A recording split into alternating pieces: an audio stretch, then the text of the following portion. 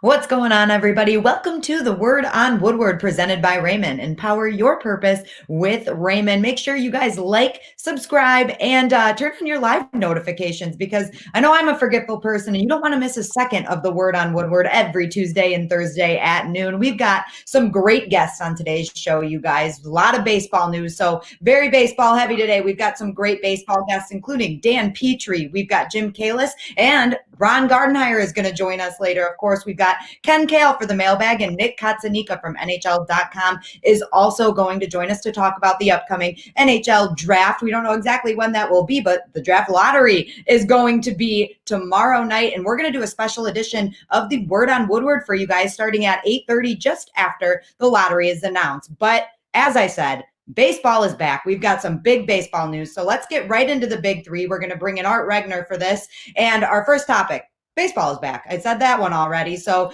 spring training will start next week for the Tigers. Will be at Comerica Park. It's a really, really exciting time here. We had press conferences with Al Avila, Ron Gardenhire, and Matt Boyd yesterday. They all seemed really optimistic and really excited and talked a lot about the safety procedures that will be in place to make sure the staff and players are all taken care of with COVID-19 and everything else. Art, we've been talking about it for a couple days now, but it's really exciting that next week we are going to have some Tigers baseball. It will just be spring training, but it will be great to see the guys take the field.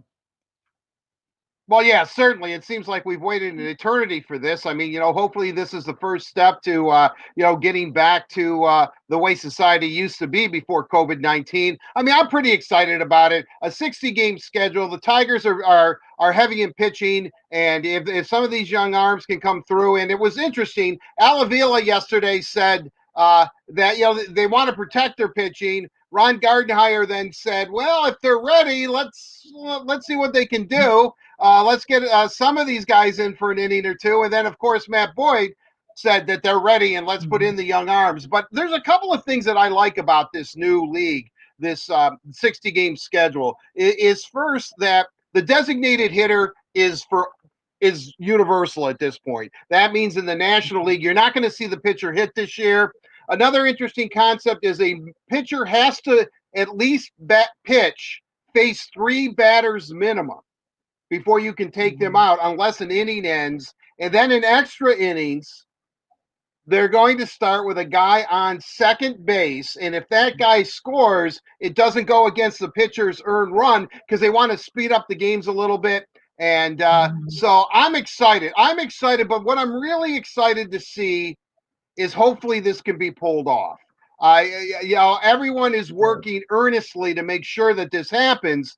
But, as we've seen recently, the spikes and everything that's going on, and, you don't know if, what's going to happen. And as I said earlier, and I'm not trying to put a damper on this, but what if a state shuts down and they have a Major League Baseball team and they can't play? So we're a long ways away, I think, but I think we took a gigantic first step in it. I like the rules. I think the Tigers have as good a shot as anybody. I mean, a 60-game schedule, Danielle. I mean, my gosh, if you you go on a 2 or 3 game winning streak, before you know it, you're right in contention. So I'm excited. I'm very, very excited. I'm a little bit cautious just because I think, again, it's kind of out of everyone's control, right? It really is. Let's be honest. Everything's kind of out of our control. What we want and what we may have to end up with might be 2 entirely different things. But I compliment baseball. The Tigers are doing it right. They've got a great plan. It looks like if everything is pulled off, they're going to have a taxi squad that I think will be based in Toledo of 20 guys. So that's Spencer Torkelson and some of the young prospects, because there probably is not going to be a minor league season. So all in all, it was good news. I just hope and pray that it will come off. We should have a schedule in our hands within the next few days, so that will be cool to see. We know that the Tigers are going to play 40 divisional games, so it'll be with teams in their division, and there will be some crossing there. So it'll be really cool to see how this season plays out. And as you alluded to, this could be really advantageous to the Tigers in the fact that the season is shortened. And we talked about this a lot yesterday, and we actually will ask Ron Gardenhire about it later in the show. But the Tigers have great pitching. That's their strength right now. So that could really give them even more of an advantage heading into a short season. Well, without question. I mean, I think everybody's in agreement. Pitching is always ahead of hitting. The pitchers can throw. They can go out there and throw, 100 times, 100 pitches a day and work on stuff and work on mechanics. I think it's really tough for a hitter on his own, even if he has a batting cage and can he's not facing live pitching, I guess, what I'm getting towards. So I think it's going to take those guys a while to get their timing down. And I think that's a distinct advantage. The Tigers can get out of the gate hot, and if you look at it, Boyd, Zimmerman, and don't forget Michael Fulmer's coming back. So they have a great opportunity here. And I know Ron Gardenhire is planning on using a 5-man rotation. Their 5-man rotation is pretty good. So if you look at it from that way, why not the Tigers? I mean, it's open season. I mean, it would be weird, I guess, if you look at, 2020 World Series champ, Detroit Tigers, and, you're sitting there going, what 20? What? I mean, they lost 114 games in 2019. Well, hey, welcome to our world 2020, right? So it could happen. It could definitely happen. I think the Tigers are in a good shape. And I think with pitching as a strength, and pitching is going to be the dominant thing when baseball comes back, and it usually is, but I mean, especially in a 60-game season, I think the Tigers are in a good position. Aside from pitching art, we get to see Jonathan Scope and CJ Cron in Tigers uniforms finally. I know people were really excited to see them, especially after spring training part 1, I guess we can call it. So spring training part 1, Miguel Cabrera also looked really good, which is very encouraging for the Tigers, because if he can come back as healthy as ever, the Tigers are in an even better spot. Well, certainly. I think Cabrera is the key. He is the premier hitter of his generation, or certainly one of. I mean, he's already in the Hall of Fame. I think we know that. He already has those credentials. So with that said, I think if Miggy is in shape, and he is, and he can hit. He may not have the power that he once did, but he's still one of the premier players in baseball. If he can anchor that lineup, which really will take some of the pressure off everybody else, if Miggy's able to kind of carry the team from a hitting standpoint. I mean, there's going to be a lot of 3-2, 2-1 games. I don't see a whole lot of runs being scored, at least early on through the first 10 to 15 games. Then maybe it'll pick up a little bit. But, when you have a guy like Cabrera in the lineup who knows how to hit, is a spray hitter, can hit for power. I don't think all his power is gone like some people believe. And then you throw Scope and Cron into the mix. I mean, they're the Tigers have a nice thing going here. I mean, they really, really do. And don't forget, I said, a guy like Candelario, I mean, he's going to have to prove himself now. I mean, this is, he came in when he was traded for, he was, one of these blue chip guys, and it hasn't worked out for him. I don't know why. I mean, to me, that's one of the biggest mysteries, but, this is his opportunity right now. Paredes, I know he's a little bit younger. I mean, some of these guys, they got to take this, the bull by the horns, the old expression is, and really run with it. So there's a lot at stake for some of these Tiger players, especially with the way they've drafted the last couple of years with positional players. And, Torkelson is the Torque Man's knocking on the door. And Riley Green probably isn't that far behind. So, there's going to be a lot going on. It's going to be fascinating. If I could describe it in one word about this upcoming baseball season for the Tigers, I think it's fascinating. Fascinating, especially if Gardy gets his way, if Ron Gardenhire gets his way, and we see some of these young arms up here in Detroit too. And maybe, Double D, keeps saying the Torque Man's going to be up here. So that would be great too. We know Double D knows everything, so we're definitely banking on that one. But we will talk a lot more baseball. So I promise you guys, we've got some great guests to talk about the Tigers being back and everything that comes with the return. So let's move on to our second topic of the big three for right now. And it is The Hockey Hall of Fame class of 2020. It was announced last night. And Art, the two biggest names that we're going to focus on from this list are Marian Hossa and Ken Holland, former Red Wings general manager, announced in the builder category. And Art, I know everyone talks about Ken Holland and always has talked about Ken Holland as a future Hall of Famer. There was no doubt about that. But were you surprised to see him on the ballot there for 2020? Well, I don't want to get into it too much, but now that he's in Edmonton, I guess I shouldn't be surprised that he's in the Hockey Hall of Fame. His first year as part of the Oiler entourage. Yeah, I am surprised. I don't think there's anybody when we're sitting here discussing it. Kenny Daniels, who we had on Tuesday's show, we were talking off the air about certain guys, and we're thinking builders. And we neglected to say Red Berenson. Red Berenson should be in the Hockey Hall of Fame. Unfortunately, all his career was done in the United States. I know he played for Montreal and won a cup with them right after he got out of the University of Michigan. They held his rights and all that. But I'm surprised. I'm not surprised he's in the Hall of Fame. I'm surprised at the timing of it. I think Ken himself was probably surprised. I mean, we always assumed when we would talk about him, or in circles, in media circles, or with players or something, it was a given. So yeah, future Hall of Famer for sure. I mean, Ken has done a lot of great things. I was really, really surprised, and and in the announcement yesterday, I was watching it live on NHL Network. He was the first guy they announced.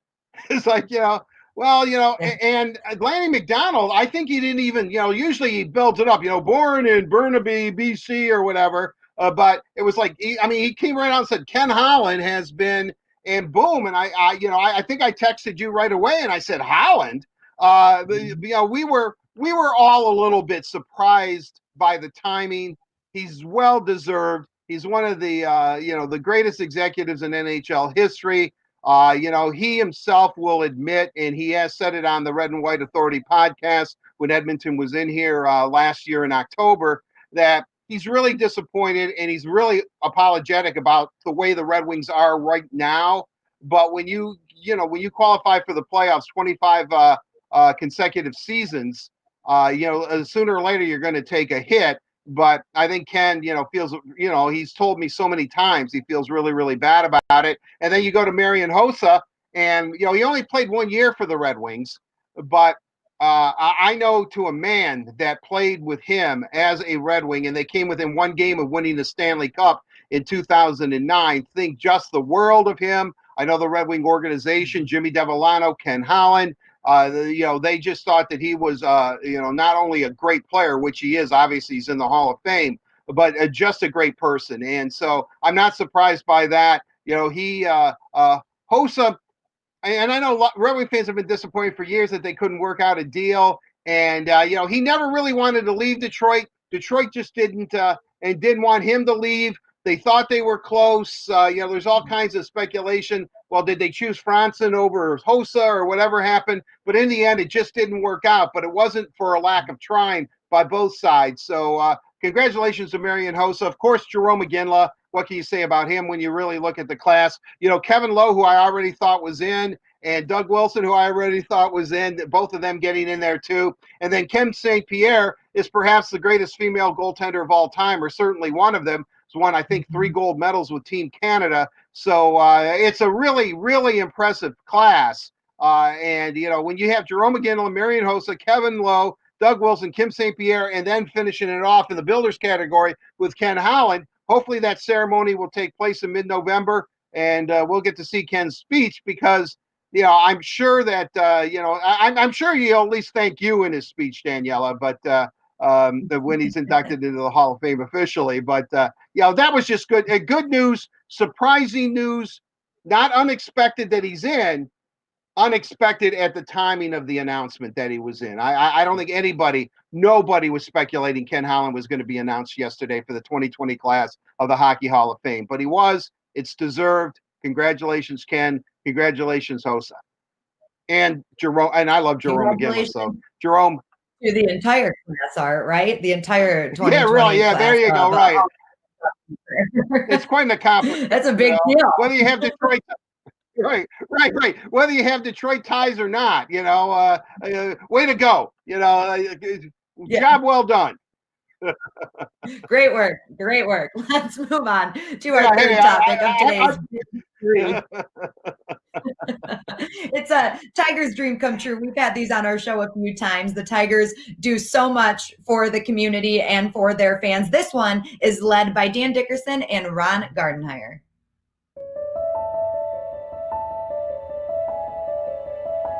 Well, the Tigers Dreams Come True program has been creating memorable experiences for Tigers fans for a long, long time. Joining us today as part of this program is Rick Mason of Oxford, Michigan.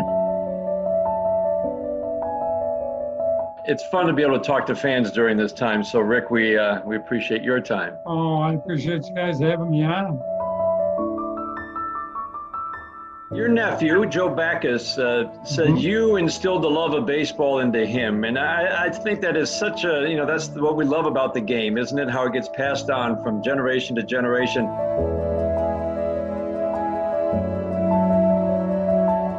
Joe was always my little buddy. He was my first nephew, always playing catch, always at his ball games. We've done a lot of games together. We're always talking baseball. And I understand you shared an experience together in 2006, batting practice at Comerica Park. But before you tell that story, I'd like to bring in somebody that you might know, and you can tell it to him and talk a little baseball. Tigers manager Ron Gardenhire is joining us to say hello. Hi, Gary. How you doing?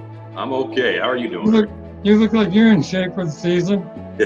I got a tan. That's all I know. Hey, I take that. I've been looking at some of these stories and playing a little baseball with Rosema. That's pretty good. Joe, my nephew, said, hey, I got a special treat. We're going to go down to a batting practice at Comerica. And the first guy I'm going to hit is Rosie. But yeah, I got to hit off Dave, and it was kind of fun. I'm glad he wasn't too tough on me. I've been involved with ALS for probably 20 years now. We do a snowmobile ride every year at the end of the season. We've raised over $1 million each year for the past 3 years. Wonderful. Thank you. Called the Blackwoods Blizzard Tour. I admire you for that. I admire you for what you do for a living here in Detroit. I was ecstatic to hear that you were coming here. You know what? My wife and I love it. We love Detroit. We've had a blast there. Honestly, in spring training, I was really excited. Some of those young kids have stepped up now. They got a little bit better understanding. So I think we're going to have some fun this year if we can get back on that diamond. I take a lot of fun out of watching young players develop. That was my joy watching the '84 Tigers. Well, you know what? Hopefully we will get back, and we'll get back to playing ball. And you and Joe are going to have to come down. Let me drag you down to the ballpark and let you check it out. Oh, maybe definitely. get you to throw a pitch to Cabrera. Oh, I'd love to do that. We'll make it happen once we get All there. right, fabulous. That'd be fun. I'd love it, Ron.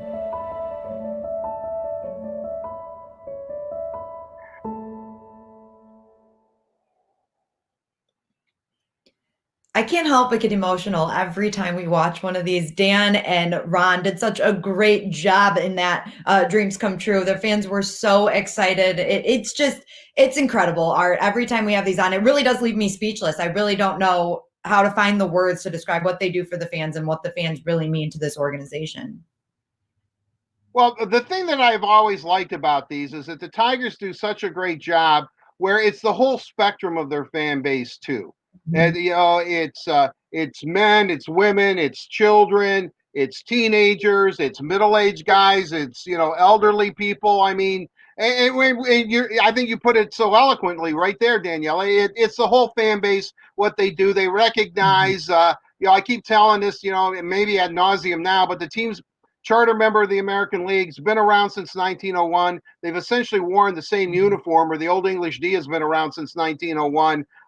There is a tradition, there is a history. Carrying it off to his nephew, who's now a big baseball fan because of him. I just think it's great, and what I like about this series that the Tigers are doing is that we sometimes, not that we put athletes on a pedestal, but we get kind of nervous or shake around them, or you see somebody that you admire or you see on television in a uniform performing a game, but it really does bring across that human side. We're all in this together.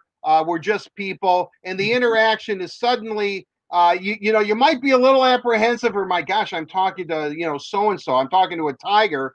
But after a few questions, then you're just talking. You're just relating as a human being, and I think they do a wonderful job. I think this is a wonderful series, and I don't know if baseball gives out awards for something like that, but certainly the Tigers have to be in contention. I don't think it gets much better than that.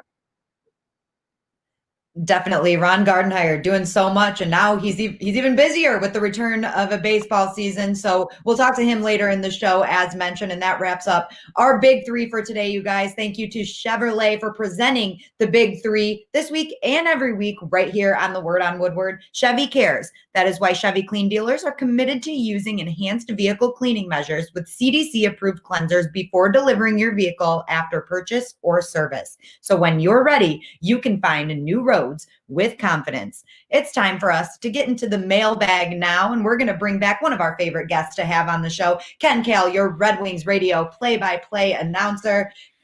Ken, how you doing? Doing really good. I'm surprised to hear that baseball's coming back, but I'm looking forward to it. And it kind of reminds me of the old 95 hockey season when they played, 41 games, something like that. And every game means something. So I think it's going to be exciting. And, Art was mentioning the pitching, and I think that's a huge advantage. If some of these young arms can come through along with the veterans, Tigers got a good chance to make the playoffs, I think. I agree with you fully, Ken. You and Art, really. And I want to ask you, too, about the Hall of Fame. Art and I talked about that in our Big Three segment. Ken Holland and Marian Hossa, both 2020 inductees into the Hall of Fame. I'm sure you have some great memories of both of those guys. Well, Ken Holland, obviously, he's been around for such a long time in the Detroit organization, now with the Edmonton Oilers. And he started out from the bottom and worked his way up to the top. And it seemed like every time he had an opportunity, he took advantage of it and became the all-time winningest general manager in Detroit Red Wings hockey history. So, winning all those Stanley Cups, being part of a lot of great teams, especially that 2002 team that was just had all those Hall of Famers on it. Well-deserved for Kenny Holland. And, I'm really happy for him. He's a great guy. He was a great guy to be around on the bus at the arenas, and Art can attest to this. Sometimes when you want to talk to Ken for 5 minutes, it goes on for an hour and a half. But I'll tell you what, you learn a lot just by talking to Ken Holland. And Marian Hossa, he only played 1 year for the Red Wings. He scored 40 goals, was terrific that season. And a lot of fans didn't know this, but he actually was playing with a bad shoulder in the playoffs. So if he was 100% healthy, who knows, what the Red Wings would have done in the year he was with Detroit. But on a personal note for Marian Hossa, I called my 1,000th career game, and Hossa actually scored the game-winning goal, and he gave me the puck. So I got that in my basement on a shelf, Oh, wow. So that's pretty nice of him. But well-deserved. That's a great memory, Ken, and that actually leads us right into our first mailbag question. So let's get right into it. This one is Phil from Essex, and he asks you, Ken, who was the biggest surprise to get into the Hall of Fame this year? You know what? That's a good question, and I'm not so sure that I have a surprise, because I think everyone in this year's class that was elected is well-deserved. I guess the biggest surprise to me is the fact that there are three people that should be in that aren't in, and two of them are Red Wings: Curtis Joseph, Chris Osgood, and actually Pat Verbeek, 3 Red Wings. So those are 3 guys that I really want to see in the Hall of Fame. That's the surprise to me. I mean, when you look at goaltending, think about this, guys. Out of all the goaltenders that have ever played in the National Hockey League, and there's been thousands of them, only 13 goaltenders have won 400 or more games. Curtis Joseph won 450 games or something like that. Chris Osgood, 401 games. They should be in the Hall of Fame. Think about it. Those are a lot of wins. Now, a lot of people say, well, Curtis Joseph played on a team that really never won a Stanley Cup. Wasn't on. Well, that just proves the point. You have 450 wins and you're not on a very good team. That tells you that you're a winning goaltender. Then they'll look at Chris Osgood and say, well, he had a good team in front of him all the time. So those are 2 goaltenders I think should be. That's the big surprise. And also Red Wings assistant general manager Pat Verbeek.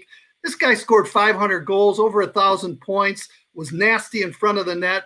he deserves to be in too. There are certain numbers, in my opinion, that should automatically put you in the Hall of Fame. If you're a goal scorer and you score 500 goals in the National Hockey League, you should be in. If you're a goaltender and you have more than 400 wins, you should be in. So those three players to me are the surprise. As for this year's class, I think well-deserved. They all deserve to be in. Art, I know that you are a big fan of Chris Osgood and really want to see him in the Hall of Fame. We had him on a few weeks ago, and one thing about him that really makes the case to get him in is his playoff numbers, especially in 08 and 09. Well, certainly, Chris Osgood had to reinvent himself in order to stay in the league. And I think Ken would be in agreement. If they win 2009, I think two things happen. Chris Osgood is in the Hall of Fame. He wins the Conn Smythe if they win Game 7 at Joe Louis Arena against Pittsburgh.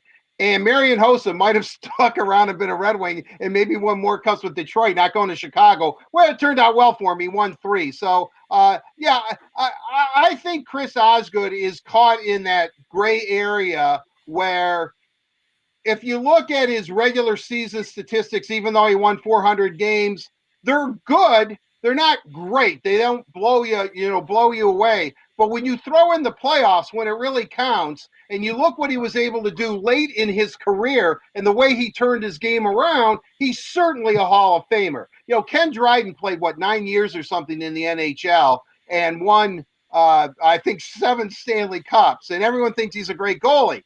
Ken Dryden will say, I played on perhaps the greatest teams in hockey history, those 70s Canadiens teams. I mean, Ken Keller, Art Regner could have been in net and they would have won, I mean, so you really got to look, you really have to look at it. Yeah, I'll give myself a little, yeah, sure, Art. Yeah, sure you could have done it. But yeah, but I look at it from that aspect. I think Ozzy is a victim of the teams that he played. I think if he were on a Canadian franchise for most of his career, which is why I'm kind of weird. I find it odd that Joseph, maybe because he didn't win a Stanley Cup, why he isn't in, because, he was a Leaf. He was a Leaf.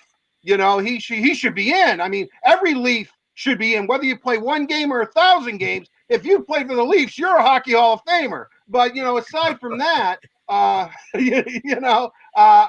would say this is that, Joseph's numbers, 400, he's kind of like, and I know I'm going off on a tangent here, but it's kind of like Wayne Fontes is the winningest and losingest coach in Detroit Lions history.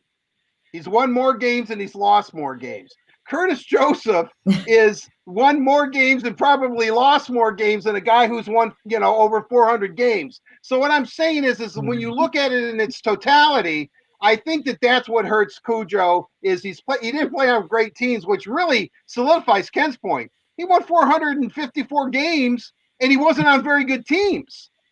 Roberto Luongo is kind of in the same boat. He's going to be a Hall of Famer, as he should be. So, I mean, it's crazy. It's subjective. Eventually Ozzy will get in. Hey, if Rogie Vachon can get in, who can, correct me if I was wrong, was blind in one eye by the time the Red Wings got him, to play here from the Kings, if he can eventually get in, then, I think someday Ozzy will get in. And I think as Ozzy would probably say, hopefully, his memory won't be shot to a point where he'll actually remember getting into the Hockey Hall of Fame. Art, the next question for you is a baseball question. So let's get to question number 2. This one is Bill from Canton. With the new baseball schedule, the Tigers are going to see a lot of the NL Central. That's the second most that they'll see next to the AL Central, their own division. Are you most excited to see the Cubs, Cardinals, Brewers, Reds, or Pirates? Well, I'm not excited to see the Pirates, just because they're their National League crossover rival. So no matter whom the Tigers are playing from the National League, they're always going to play the Pirates every season. So, so I've had enough of the Pirates. And, the Cardinals are a longtime World Series rival, and, they're great, and I love their uniform. I really do. And I guess you could say the Cubs because of Chicago and the Detroit-Chicago rivalry. And then the Brewers were in the Tigers division many, many years ago before they went, they switched leagues and went to the National League. But the team that I really have always enjoyed seeing, and I know Ken will remember this, as I like to call them, the Cincinnati Redlegs. I definitely like Cincinnati because years ago, to benefit Sandlot baseball in the cities of Detroit and Cincinnati, the Tigers would play an annual exhibition game right around the All-Star break against the Cincinnati Reds. And this just wasn't the Cincinnati Redlegs of old. These were the Redlegs of great teams. Sparky Anderson, I think, was the manager. It was Johnny Bench. You talk about Joe Morgan. I mean, this was the big red machine. And I really, really, always as a little kid, really looked forward to them playing Cincinnati in that exhibition game that benefited Sandlot baseball. So I really like the Cincinnati Reds. And let's be honest, anytime you can beat a team from Ohio, that's a good thing. So it's Cincinnati. I knew you were going to get some kind of Ohio hate into that answer, Art. I just knew it. Yep. All right, Ken, next question is for you, and it is Red Wings related. I really like this question. I'm interested to see what you think about this. This one is Mark from Dearborn. Do you think the next Wings goalie to lead the team to the playoffs is already in the system, or do you think this will be someone that they sign as a free agent? Wow, that's a real tough question from Mark from Dearborn. And, if you look at the Red Wings rebuild right now, you'd have to look at it might take a couple of more years for the Red Wings to make the playoffs. But then again, you never know what's going to happen down the line in the future. Suppose the league only plays a 40 or 50 game schedule coming up. And if teams get hot, you never know. And you get a hot goaltender, it could happen quickly. So I don't know. I kind of like the way Jonathan Bernier was playing in goal. This is the final year of his contract next season coming up. So it'll be interesting to see what happens with him after this next season. But I would have to say, just off the top of my head, that first of all, the Red Wings, I don't believe in the next 2 or 3 years going to have a goaltender in their system that's going to come up and dominate and take them to the promised land. That's going to take some time. So I would have to say to Mark and Dearborn that the Red Wings' next goaltender is going to take them to the playoffs would probably be via a trade route or in free agency. But nothing bad against Jonathan Bernier because I really like the way he played. And maybe if he gets hot and the team can play well defensively in front of him, you never know what could happen. But that's a good question. It's a tough question to answer.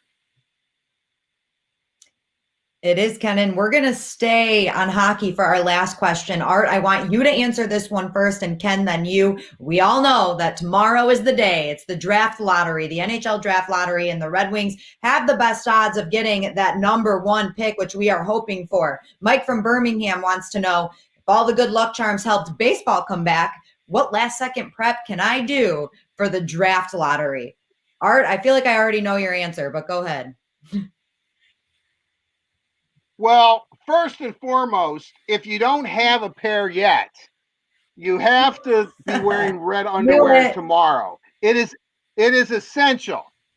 I would loan you another pair, but underwear is something that we don't share. But I also think the one that I really like, and if I didn't think I'd get arrested, I would have done it by now.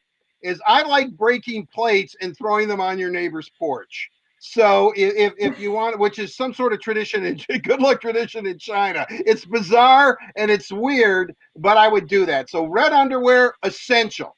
You have to be wearing red underwear. And if you really want to make sure that the Red Wings get that number 1 pick when the lottery is announced tomorrow, sometime between 8 and 8:30 Eastern Daylight Time, I would say that break the plates. If you have some dishes or you want to get your significant other all riled up or something, take their favorite plate, bust it up, and throw it on your neighbor's porch. You might get a divorce or something, but hey, it's worth it if the Red Wings get the number 1 pick. I don't know if that's the best advice, Art. Maybe not her favorite plate, a plate, but maybe not the favorite plate. I just think I'm going to wear my pajamas inside out for that. It worked. What are those plates called? You know, the decorative plates. I forget what they are, but you know, they're of like the Campbell Soup Kids, or you know, there's a whole, you know, like the presidents of the United States. They're collector's plates. I forget. There's a distinct name. I'm sure one of the audience will probably, or someone will text me it.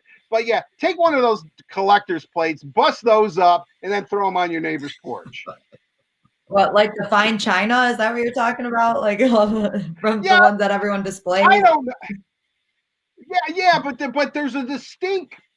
I don't know what they're called. I mean, I do know, but I can't recall it right now off the top of my head. But there are these, you know, it's a series of plates that if you're into plates, these are the plates that you have to have.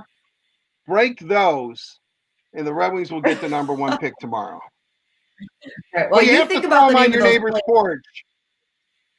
Ken, All right. what is your good luck ritual that you're going to do tonight?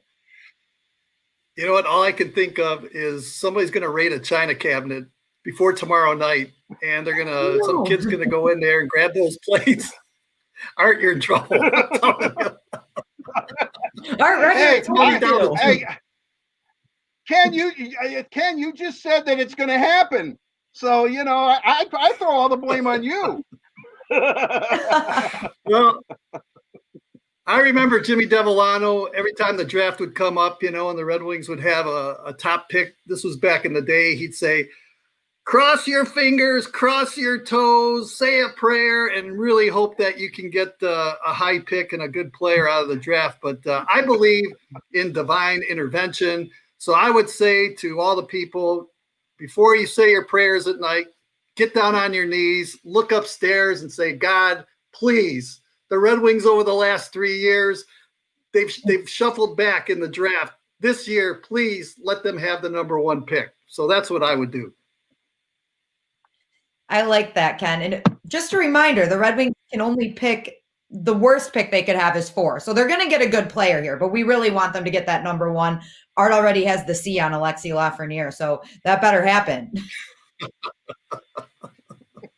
That doesn't surprise me. Yeah, that doesn't surprise Sorry. me. Hey, Dylan, I've been pushing for you for a couple of years now, but once Lafreniere gets here, I'm sure Steve's going to say, look, I was the youngest serving captain and the longest serving captain in NHL history. Someone has to break this record. Lafreniere, you're the captain. Well, guys, do your good luck dances, your rituals, whatever you have to do tonight. And tomorrow, after the draft lottery, make sure that you tune into our special edition of The Word on Woodward. You may even hear from Steve Yzerman himself, and we are going to have Art and Ken joining it too. Carly will be a part of it as well. So again, that's tomorrow night at 8:30, directly following the draft lottery. Thanks to Ken for joining us. And of course, thank you to Little Caesars for delivering the mailbag right here on The Word on Woodward. Little Caesars proudly introduces their hot and ready pepperoni cheeser.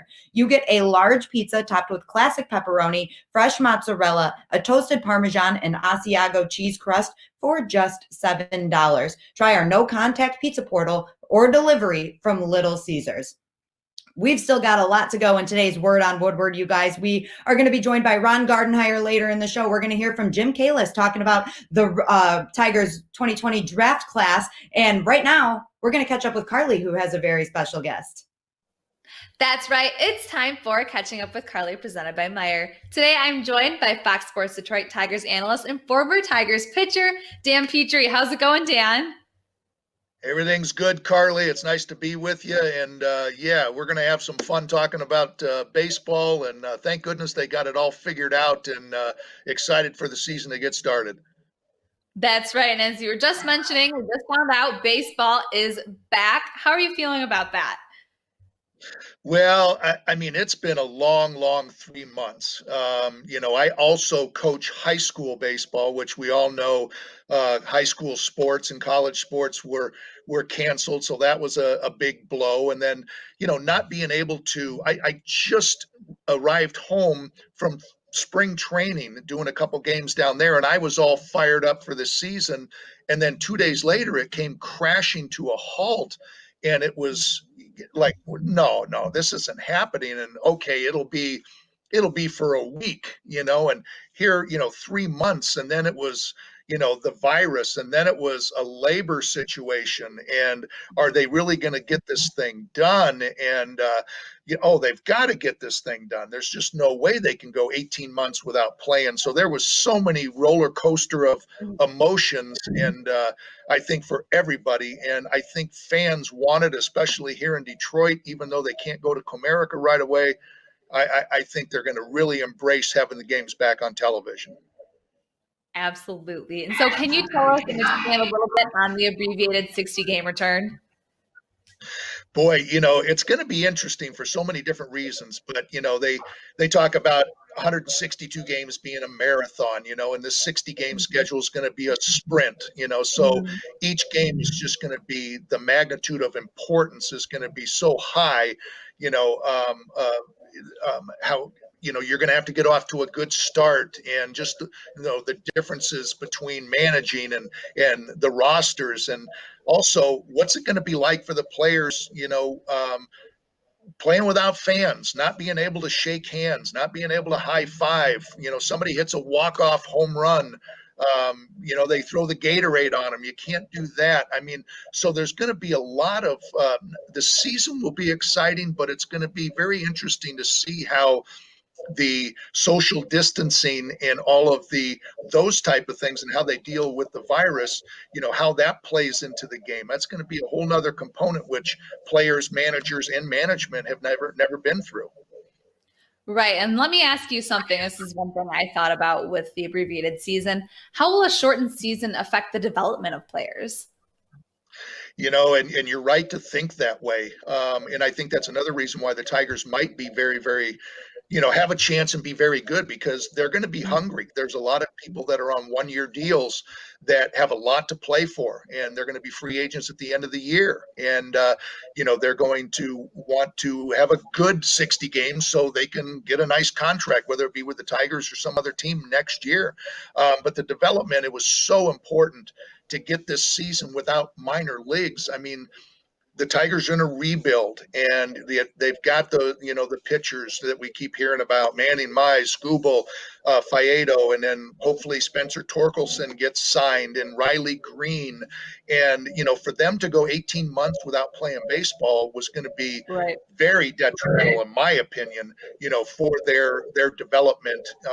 It could put them back another year. So I think it's very important that those guys do get some good quality at bats, some good solid innings. Whether or not we see them up in the big leagues this year remains a question, but they need this opportunity to get some good innings in, good at bats, and even go into an instructional league or an Arizona fall league to continue that development, to hopefully get ready for next year, where they can be a key member of the squad in 2021. Okay, and you touched on this just a bit. How will this affect prospects and some of these draft picks that we have?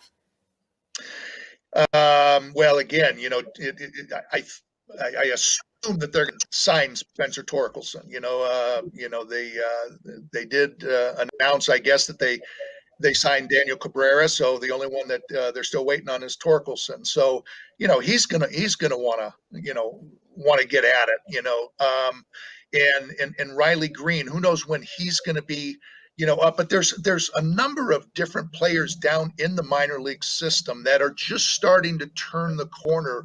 A guy like Derek Hill, who's a #1 pick, Daz Cameron. I mean, there's a lot of them down there that really, hopefully will find their way onto that 60-man roster and the taxi squad, so they will be able to continue their development against some of, even though it's inter-squad games, it's still some of the best prospects and the best baseball players that the Tigers have. So that should, even though it's not live game competition, but it should be okay for their development because of the level of competition they'll be going up against. Got it. Okay, cool. And then with training camp, it's slated to begin July 1st at Comerica Park. Different kind of feel, of course, obviously with the virus, but also with it being home. How will that differ from training camp in Lakeland? There's another good point right there. They're used to being down in a totally different atmosphere down in Florida. It's nice and relaxed, and you got the the warm, it's in the winter time and the warm air and the palm trees and everything. But, a guy like Matthew Boyd, who is just wonderful to talk to. He's very smart. He's the player rep for the Tigers. He was talking about, man, this has been great. I'm right here at home. I have a home here in Detroit, and I've been able to go to the ballpark and work out. So I think it's going to be nice for him, just because, he's right here in town, and several other Tigers will be here. But, assembling everybody from all over the world now, there's that aspect too. You got to get people from all the Caribbean countries, and Latin America, and get them up here to Comerica. So there's a lot of differences that they've never had to deal with. And it's going to be interesting how they handle all those visas and streamlining and speeding that up, because there's no time to waste, because they've only got a couple of weeks to get ready, and then you want to be hitting the ground running when that season starts. Exactly. And then what are some of the precautions that the MLB are taking to make sure the players stay safe? Boy, there's a lot, and I thought it was like 67 pages, but I think I saw yesterday where it was 100 pages now, and again, I think they're working through all of that. Like Ron Gardenhire was on this morning, and he's kind of an at-risk guy, and he says he might have to sit in the dugout with a mask on, and he's not sure if he's allowed to go out and make a pitching change. You usually walk out to the mound and take the ball from the starter, or does he just motion, and, talking about, pitchers, they're used to they go to their mouth, to get moisture, to get help in their grip and everything. And that's no longer allowed. And it's a habit. And they're talking about having a wet cloth putting in their, in their pocket.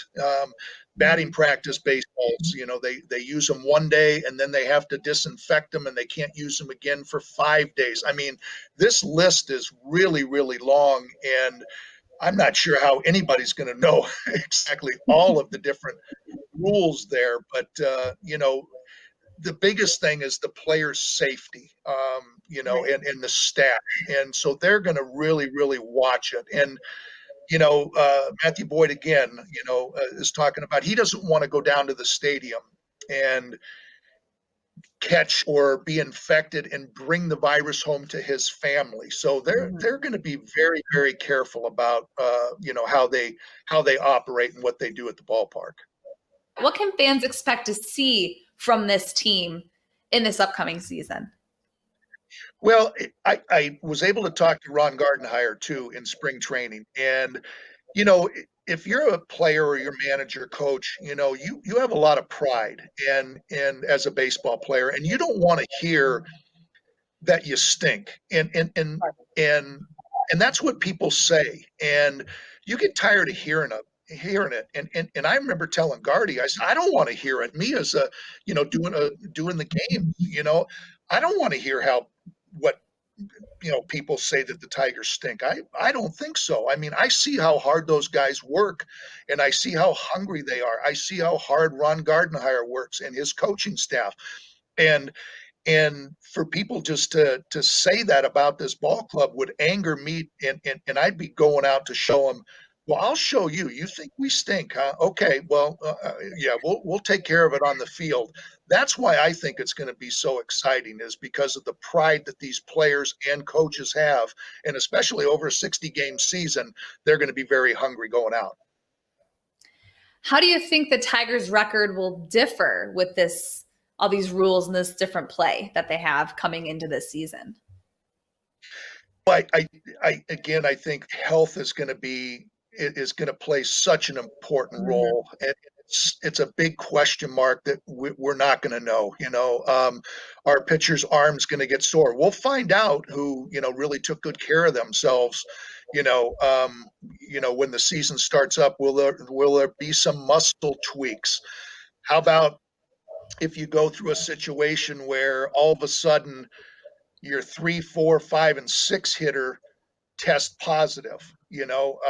What happens if out of your 5 starting pitchers test positive, so there's so many question marks that I think are going to play out, and that's why it's the biggest thing is just to watch that health and be overly cautious about how you treat the players and how you watch this spread of this disease. Well, I'm excited baseball is back, and I can't thank you enough for being on Catching Up with Carly, presented by Meyer. Daniela, back to you. Thank you, Carly. Always great to hear from Dan. He had a lot of great things to say about the return of baseball. And Carly is going to be a huge part of our Bet You Didn't Know presented by Motor City Casino Hotel today. She's the only one that really knows exactly what's going on. So, Carly, I'm putting my trust in you to not make me look dumb today. Uh-oh, Daniela, that's a little heavy weight to put on my shoulders. I'm just kidding. All right, so today on Bet You Didn't Know, we're going to be playing some word association. So what's going to happen is I'm going to give you guys a few Red Wings players, former and current, and I want you to tell me a story associated with some player, okay? So first we'll start with Daniela. Your player is Anthony Mantha, known to Art as BT Express. So what's a good story you just took my word about Anthony? It was BT Express. Because honestly, I feel bad for Anthony Mantha right now, because the first thing that came to my mind when you said Anthony Mantha was the story that Art told last week on the Word on Woodward when we had Dan Manis on, who produced the Wing Wheel. He told the story of when he stayed with Art on a road trip. And Art was so loud, all of a sudden they had a knock on their hotel room, which it was one of those like adjoining doors that connects the room. He had a knock on it, and they opened the door, and it was Anthony Mantha telling Art to shut up. And I bet he used more colorful language. I seriously, like I said, Anthony Mantha, great hockey player, great guy, and the first thing I thought of was Art's story. Love it. Well, it's true. He did do that. That he did. I've heard that story from you and Dan. Okay, well, Art, your player is Yuri Fisher. How about that? Well, I love Yuri Fisher, obviously. His career was cut short because of his heart issues. In the 2002 playoffs, I believe it was in Game 4 in Carolina. I think it was Jacob Voracek. He cross-checked him to the face. It was a really mean hit. Yuri did it, and he was thrown out of the game. And, I can remember the cameras like focusing in on him. I mean, I was at the game, but, Yuri's breathing heavy and looking down at him. He obviously was upset. So we're on the plane and we're flying back to Detroit, and the Red Wings are playing Game 5, and this is a clinching game. It's at home.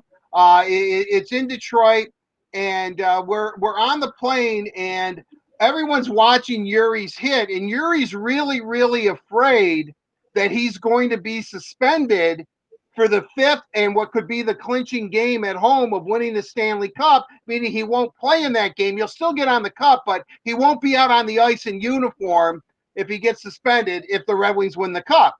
So everyone's sitting there telling him, like, no, you're not going to get suspended. You're not going to get suspended. So, because, Yuri's a young man. He's a young kid, and he really wants to play, and he's all worried. He's all worried about it.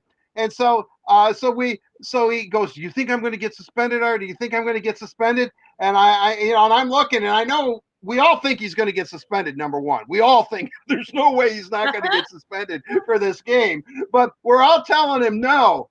And Scotty is like behind. Yuri's a big guy. He's like 6'4" or something, 6'5". So we're on the plane, and Yuri's talking to me, and Scotty gets up, and I'm telling him, and Scotty's giving me like signs like, he's not going to get suspended. Not going to get suspended. No. He's not going to get. And then after it's over, Yuri's going down the whole plane. He's going down asking, "You think I'm going to get suspended? You think I'm going to get suspended?"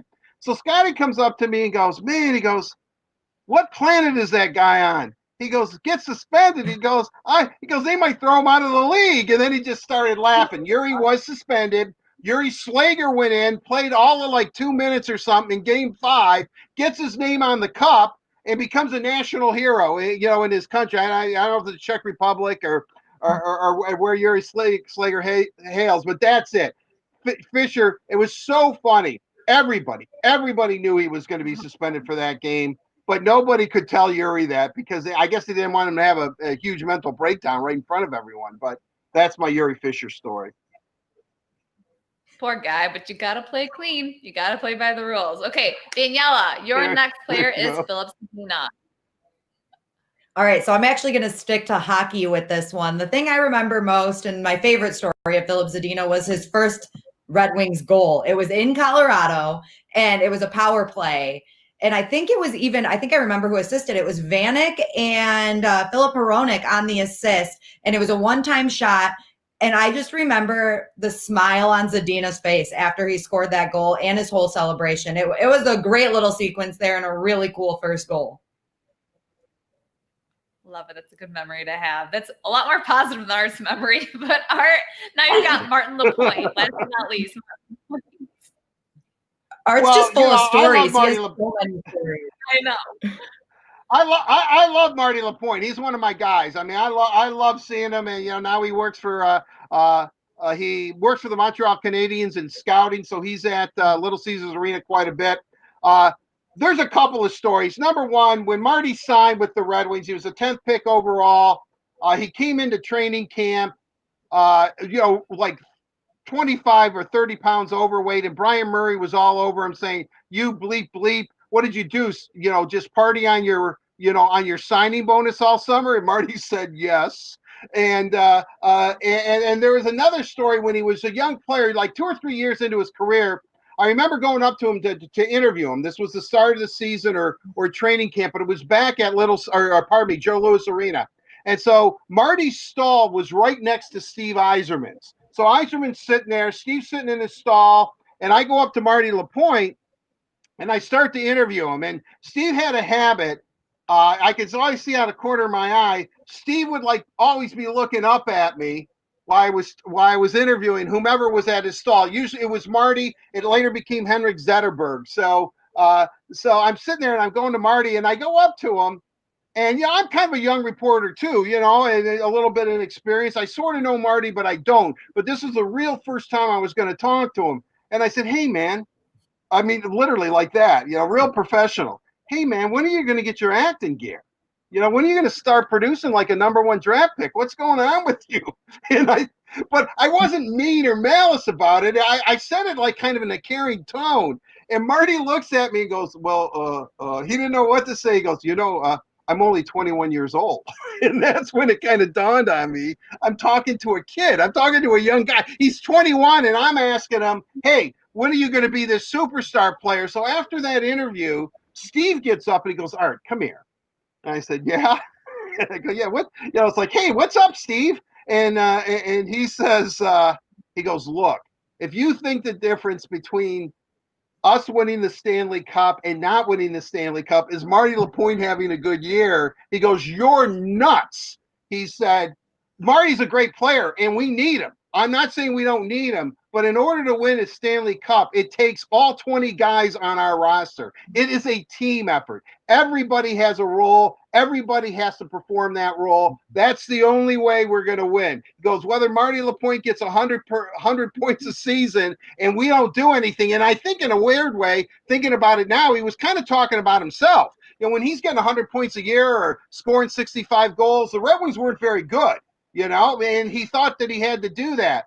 But when Steve became that two-way player, and I know it's well documented, and everybody saw what he was sacrificing, which was a lot of offense to be a great player. And I think that's what he was kind of telling me. So I always think about that time when I asked Marty when he was going to get his button gear. He tells me he's 21, and then Steve pulls me aside and says, "It's just not Marty. We all kind of have to get our butts in gear, but lay off Marty a little bit." So Marty Lapointe, great guy. Love Marty Lapointe.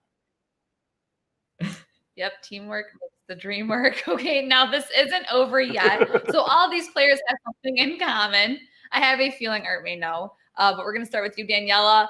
What do these 4 guys, these 4 Red Wings, current and former, have in common? Okay, so I think I know this one actually, and Art always, if I know it, Art is kind of going to automatically take the L. So I feel kind of bad about that, but I think I'm right. All of these guys were drafted by the Red Wings in the first round? Okay. All right, Art. Well, I think that's the obvious one. That's the Michigan State route. Take the easy one, Oh, the geez. obvious one. But no, I'm sorry, I can't help it. When I'm doing this with you two, all I can see is I got to say something about Michigan State to Daniela and Carly. But aside from that, I think they all were And that's a drafted typical by the Red Wings. move, so we know. Yeah, I think like I was taught in Ann Arbor, you've got to peel the layers back and really look into it and really examine it and come up with the truth. With the true. I think they all played in the Quebec League. They all played junior hockey in the Quebec League. I know they all did. Now, I don't know if that's the correct answer, but all of them, their junior hockey careers were in the Quebec League, not the Ontario League and not the Western League. They're all from the Quebec League. Okay, so this is kind of funny. So you guys are both right, but you guys are both half right. So if you combine both of your answers, that's the answer. The connection is that they're all Red Wings first round picks from the Quebec League, the QMJHL, just like Alexis Lafreniere could be if the Red Wings win the draft lottery tomorrow. But Anthony Mantha was drafted 20th overall in 2013 from Val-d'Or. Yuri Fisher drafted 25th overall in 98 from Hull. Philip Zadina drafted 6th overall, as we know, in 2018 from Halifax. And LaPointe drafted 10th overall in 91 from Laval. So you guys get half points because you guys both were right. Look at that. Wrong all the way through. You needed a Spartan to get the answer, Art. Well, you know what? I mean, I would imagine that, Carly, you could learn something from this too. You could have said that this is kind of a double answer. Because I could, because I did say technically that they were number one draft choices, but to dig a little further, they all were from the same junior league. So, I mean, maybe you should rephrase that a little differently. Yeah. Oh, yeah, Daniela, I do not believe that for a second, but what the heck? I mean, I'll take half a win. What the hell?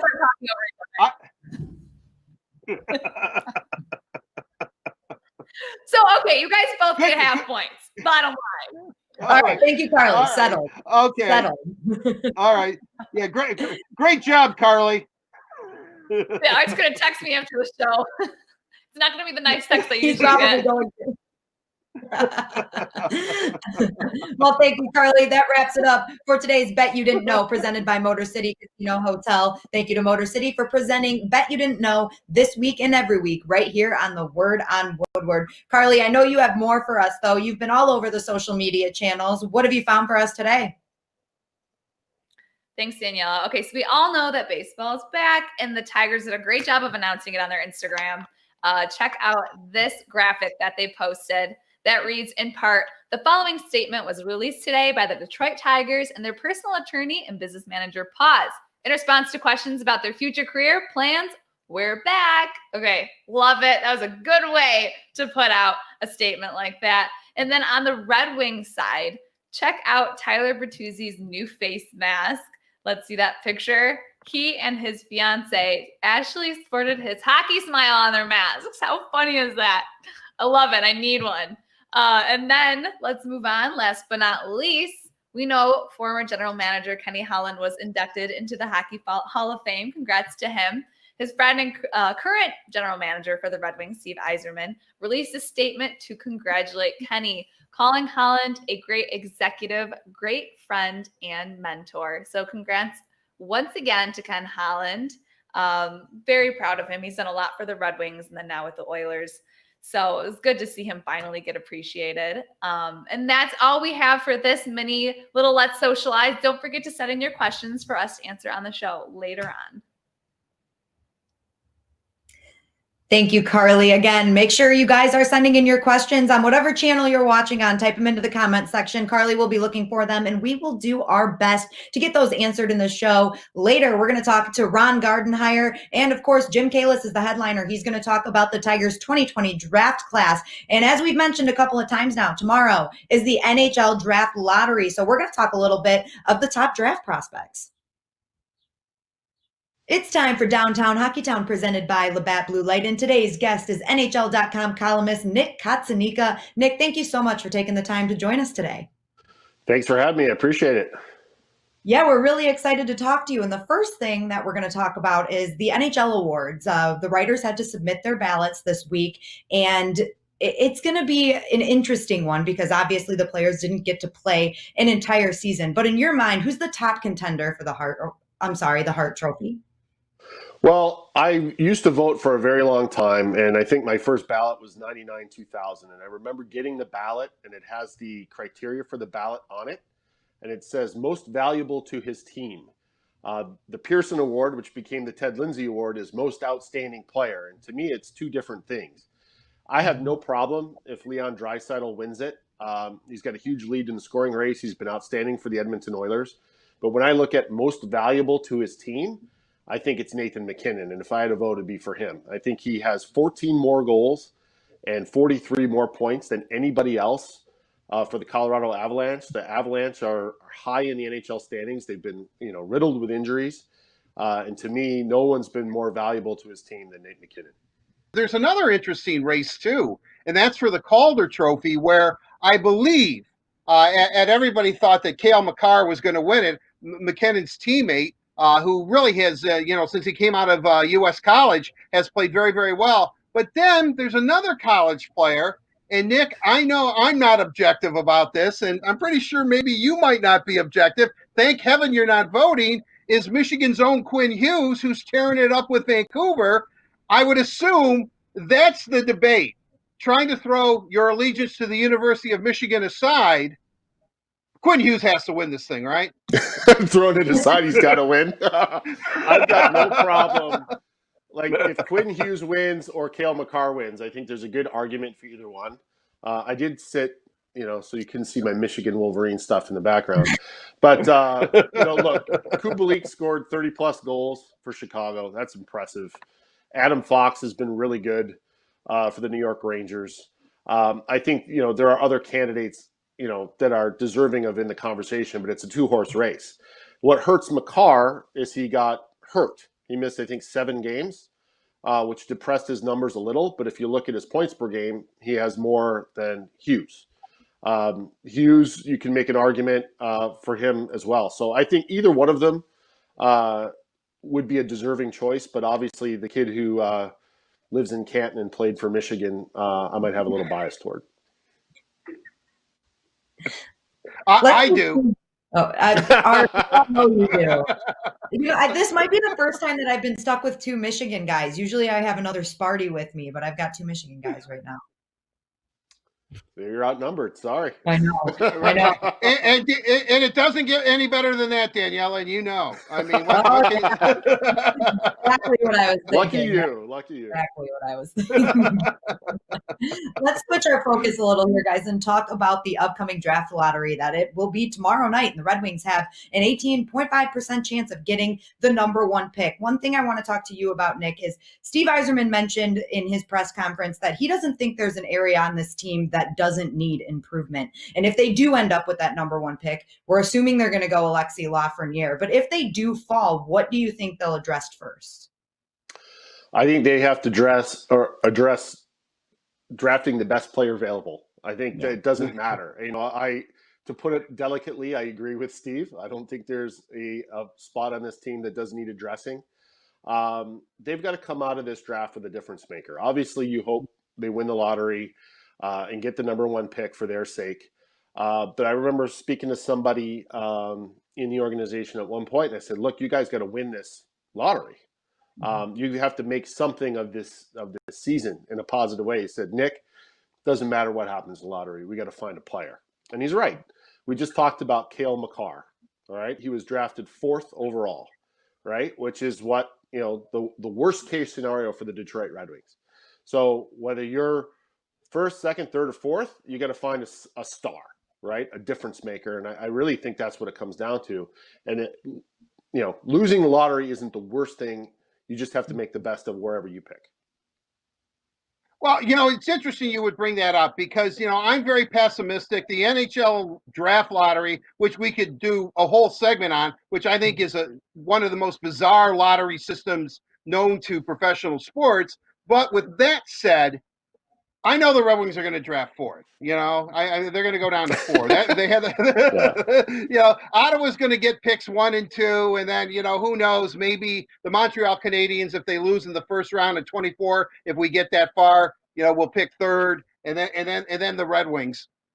They have a real interesting thing because if the high end forwards go Lafreniere, Byfield, and then Stützle from Germany at number 4. And I'm asking you to be a soothsayer here, Nick. Do they go for Jamie Drysdale? By all accounts, is a number 1 defenseman in the NHL, not just a top pair, a number 1, which maybe the Red Wings don't have right now in their system, even though they have a lot of them. Or does Stevie go off the board, and does he go to Askarov, the Russian goalie, which I'm pretty sure he has an affinity for Russian goalies. But how do you see that playing out at number 4 for Detroit? No clue. None. And I don't mean to be, to avoid the question, but who saw him picking cider last year? Nobody, right? So we know Steve is willing to think for himself and go off the board and do what he thinks is right. I can't predict the future. I'm not a draft guru, but what I can give perspective on is this. Where was Steve Yzerman drafted? Number 4, right? 1983? Right. So if you go back to 1983, Red Wings are terrible. Okay, everybody wants Pat LaFontaine. Red Wings don't get him. They get this guy, Steve Yzerman. Who's this guy, right? I don't think anybody thought that Steve Yzerman was going to come in and turn into the captain and the eventual GM, right? So you don't really know, right? We don't really know who these players are going to turn into. They have to find a difference maker. The other half of that is, okay, so they drafted Steve Yzerman in 1983. We all know how that turned out. But when did they win the Cup? 1997, right? So they still had to surround him with Sergei Fedorov and Nicholas Lidstrom and Brendan Shanahan and the rest, right? So I think this draft is really important. I think they need to hit on the pick. I think they need to get a difference maker. I still think it's only one piece in the puzzle. Again, we're talking about all of this, and like you said, it's a really fluid situation with all of it. But I do want to touch on free agency just a little bit. The Red Wings are definitely going to have to make a splash there too, and I'm sure it depends on who they draft in the upcoming draft. But what do you think some possible scenarios are for the Red Wings in free agency? Well, if I'm the Red Wings, it may be to my advantage that the cap goes down or stays static because that would create problems for other teams. And that will create opportunities for the Red Wings, either with free agents who are out there or teams that need to make trades in order to adjust their cap. If I'm Yzerman, I'm sniffing around that. So I think a lower cap for Detroit is a good thing. And it's very possible we'll have that. We don't know what's going to happen here because obviously revenues are going to take a hit. The salary cap's tied to revenues.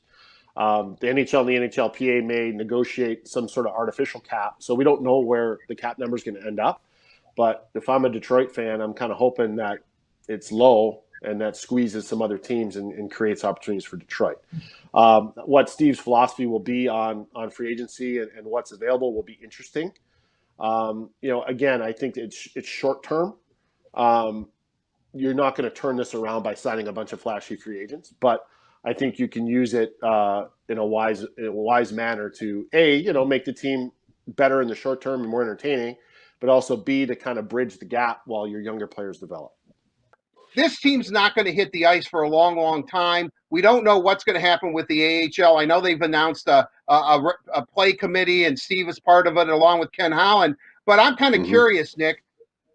What do you think is going to happen? When do you think the Red Wings are going to hit the ice? And is the league going to have to make accommodations for these 7 teams if they do have this playoff system? Because you can't keep the Red Wings off the ice for 10 solid months. I mean, they have to at least allow them to somehow congregate as a team. Well, for the Detroit Red Wings, that's my number one concern right now, because it's all about drafting and developing. So the players that you have now, you got to develop them, right? We were on the conference call with Steve, and that was my question to him. What do you do right now? Do you your European players, do you keep them in Europe or send them back to Europe? Like if Germany's open and North America is not, do you send Sider home to play? I think it's a little early to get answers to these questions, but they're good ones. I think at the moment, the NHL and the NHLPA are so focused on resuming this season and the CBA issues that's the number one priority. If that gets launched, right, and everything goes right, and play resumes, I think they can move on to the next things. But I'm with you. Like, do you do mini camps? Do you have those 7 teams do a little Traverse City style tournament? They've got to get on the ice. They've got to find ways to keep these guys developing in this downtime. Now, that said, it's going to be on the individual players to take control of their development in some sense too. Like Steve's money quote to me that day was, "We're going to see who wants to be a hockey player. Like, we're going to find out. Like, who if you want to take the foot off the gas, you got no better excuse than right now. So who wants to be a player? Who wants to develop?" I think you saw a little of that Steve Yzerman competitive fire come out in that answer. Nick, I'm going to ask you the most important question that we have asked you so far in this interview. And we've been talking about this a little bit leading up to tomorrow's NHL draft lottery. But do you have any good luck superstitions that we can all do tonight to make sure that the Red Wings have the most luck that they can possibly have heading into tomorrow night? Everybody go get an octopus, boil it, and throw it on the driveway. I don't know. That's not a bad one. I like that. Why not? I haven't had some good octopus throwing in a while. Let's do that. Well, Nick, we really appreciate your insight. It's been great to have you. We'll definitely have to have you back really soon. A big thank you to our friends at Labatt Blue Light for presenting Downtown Hockey Town. Labatt Blue Light, refreshing Canadian Pilsner. Visit your local retailer when safe to pick up some Labatt Blue Light.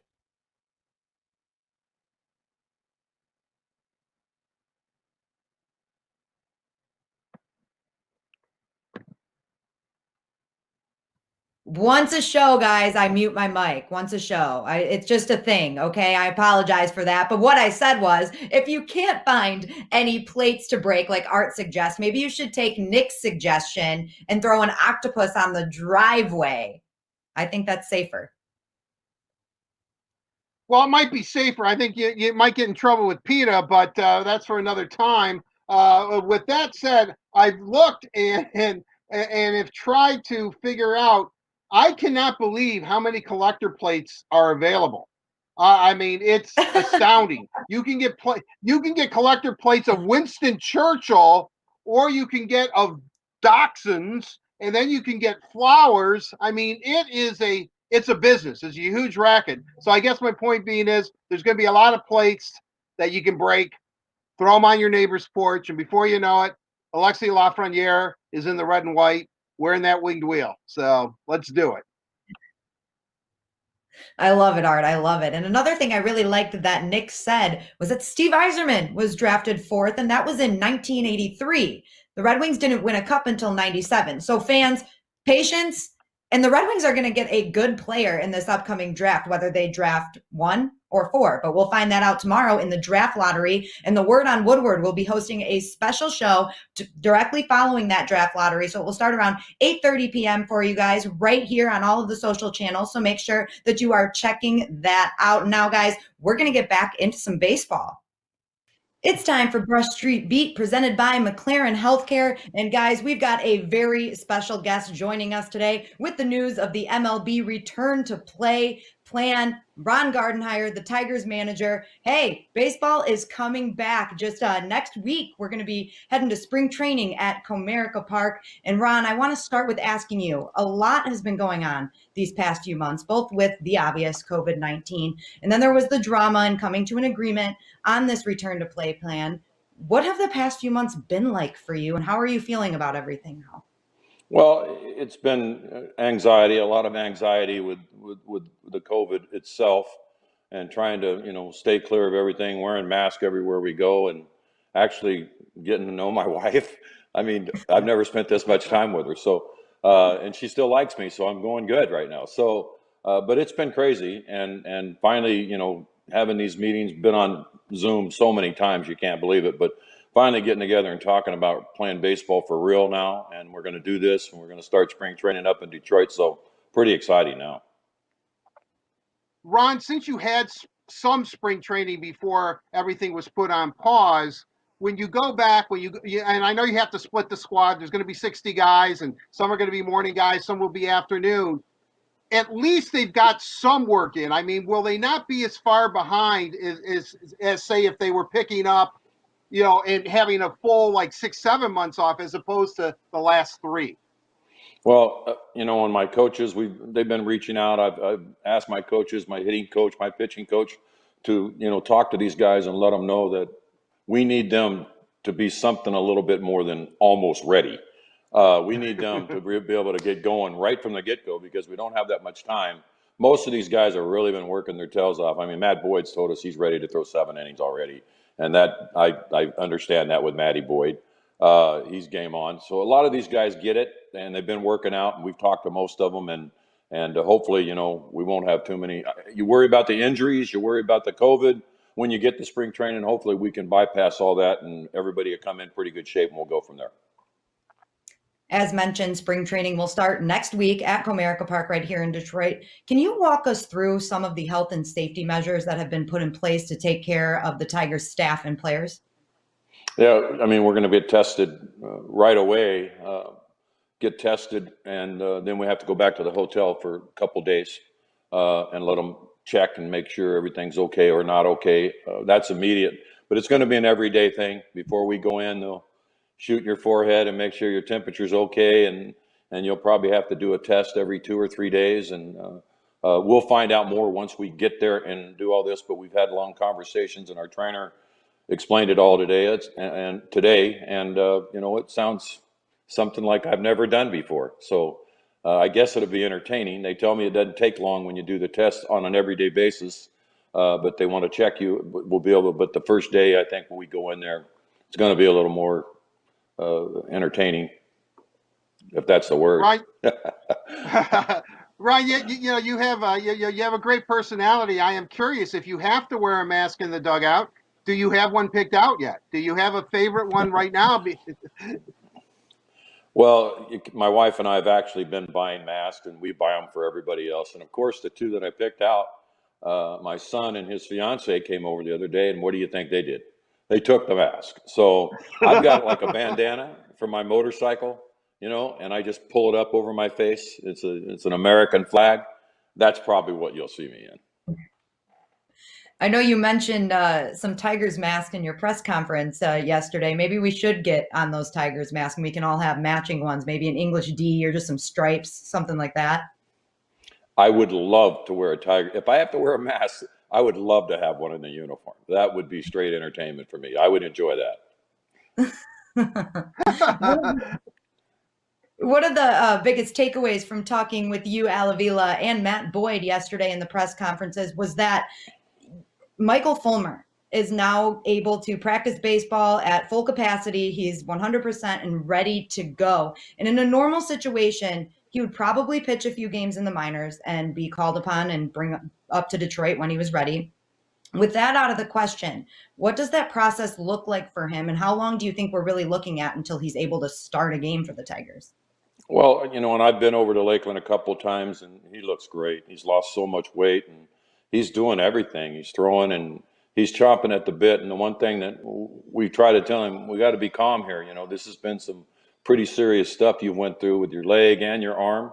So let's not try to rush into this. Let's let him get some innings underneath his belt, and we'll see. I know in spring training he's going to want to make our baseball team, and that's why you love the guy. He's so competitive, and he's doing well. But I just want to make sure, and I've talked to the trainer about it, let's just do the right thing first and let this calm down a little bit, because if he starts going too hard, he gets hurt. He's just wasted a lot of time for himself. So we want to do the right thing with him, but it's really cool having him back because he's a stud when he's healthy, and he can really help us. Ron, a couple of things that came out of Wednesday's press conference was that Alavila was cautious when talking about the Tigers' young arms, if we'll see him this season in Detroit. Of course, Mize, Manning, Struble, possibly Faedo. You were a little more optimistic and saying, yeah, well, maybe we will get these guys will see some action in the big leagues, throw at least an inning or two. And of course, Matt Boyd was, yeah, these guys are ready. Let's get them in there. How optimistic are you that we're going to see some of these young arms we've heard so much about maybe make their Detroit major league debut? Well, and we've talked about this. We've always said not rush them, but these guys, they can do some things. We saw them in spring, our first spring. What would that be called? 1.0. Yeah. And now we'd like to see them in 2.0. But they're going to be there. You can't let these guys, we can't just let it be a wasted year and them not do anything. So, and our only option is basically, somewhere during this have a possibility of doing it. And that's always going to be up to Al. Al's going to make the final decision, but I'm always tapping on his shoulder going, I really like this guy, Al. So, we'll see how it goes. But I think it'd be fun for all involved if these players go out and they're healthy and they're ready to do this and able to do this. I think everybody would like to see him, including Al and myself. Ron, do you feel the same way about the guys that aren't pitchers, like a Riley Green or maybe even a Spencer Torkelson? Absolutely. And Cody Clemens, they really showed up in spring training. Now, Torkelson, his first year, that's probably going to be a little difficult to do something like that with him. But I want to see him. Hopefully we get to see him in this 60-man thing. I know we will, and shake his hand and introduce myself. And then, some of the other guys. We got some talented kids coming up. That's what's really fun in this organization. We were having a good spring. I really enjoyed our team. We were scoring runs when we had the big boys in there, and these kids came up and they didn't back down a bit. They were really getting after it. So we've got a lot of good things going for us, this organization. And I've told everybody, we got to be ready here when this thing starts, this 60 games. We have to be ready to go from the get-go because anything can happen this year. Well, we've heard for so long, Ron, that pitching is maybe the strength of the organization at this point. In a 60-game schedule, do you believe that the pitchers will be ahead of the hitters and that anything can happen because the strength of this club is pitching? Yeah, pitchers, they're going to have an advantage because they've been throwing. And honestly, because you normally go through a full spring and you get whatever, each hitter gets 50 to 75 at bats, whatever it might be. Well, it's going to be harder to do that now. For one thing, we're not playing other teams unless we set something up and have to travel. So we're going to play inter-squad games. So really, they're going to be facing our pitchers. And I think pitchers will be ahead early this year just because of how much we've had to lay off. You said it yourself, anything can really happen in a 60-game season. Now, heading into a normal season, the Tigers weren't expected to be making a playoff run, but that could change this year. In your mind, what are some realistic expectations and goals heading into this short season? Well, first, get healthy and stay away from this COVID thing, everybody involved. And then I like our chances. I think, we brought in some veteran hitters that can drive a baseball. Kroner and Schuper on the right side over there. I mean, these guys can hit. Cabby's looks as good as I've seen him since I've been manager here. And in great shape. He's been working. He sent video of him hitting down there in Miami. And I'm telling you, we actually have some of the young kids have got a year experience now.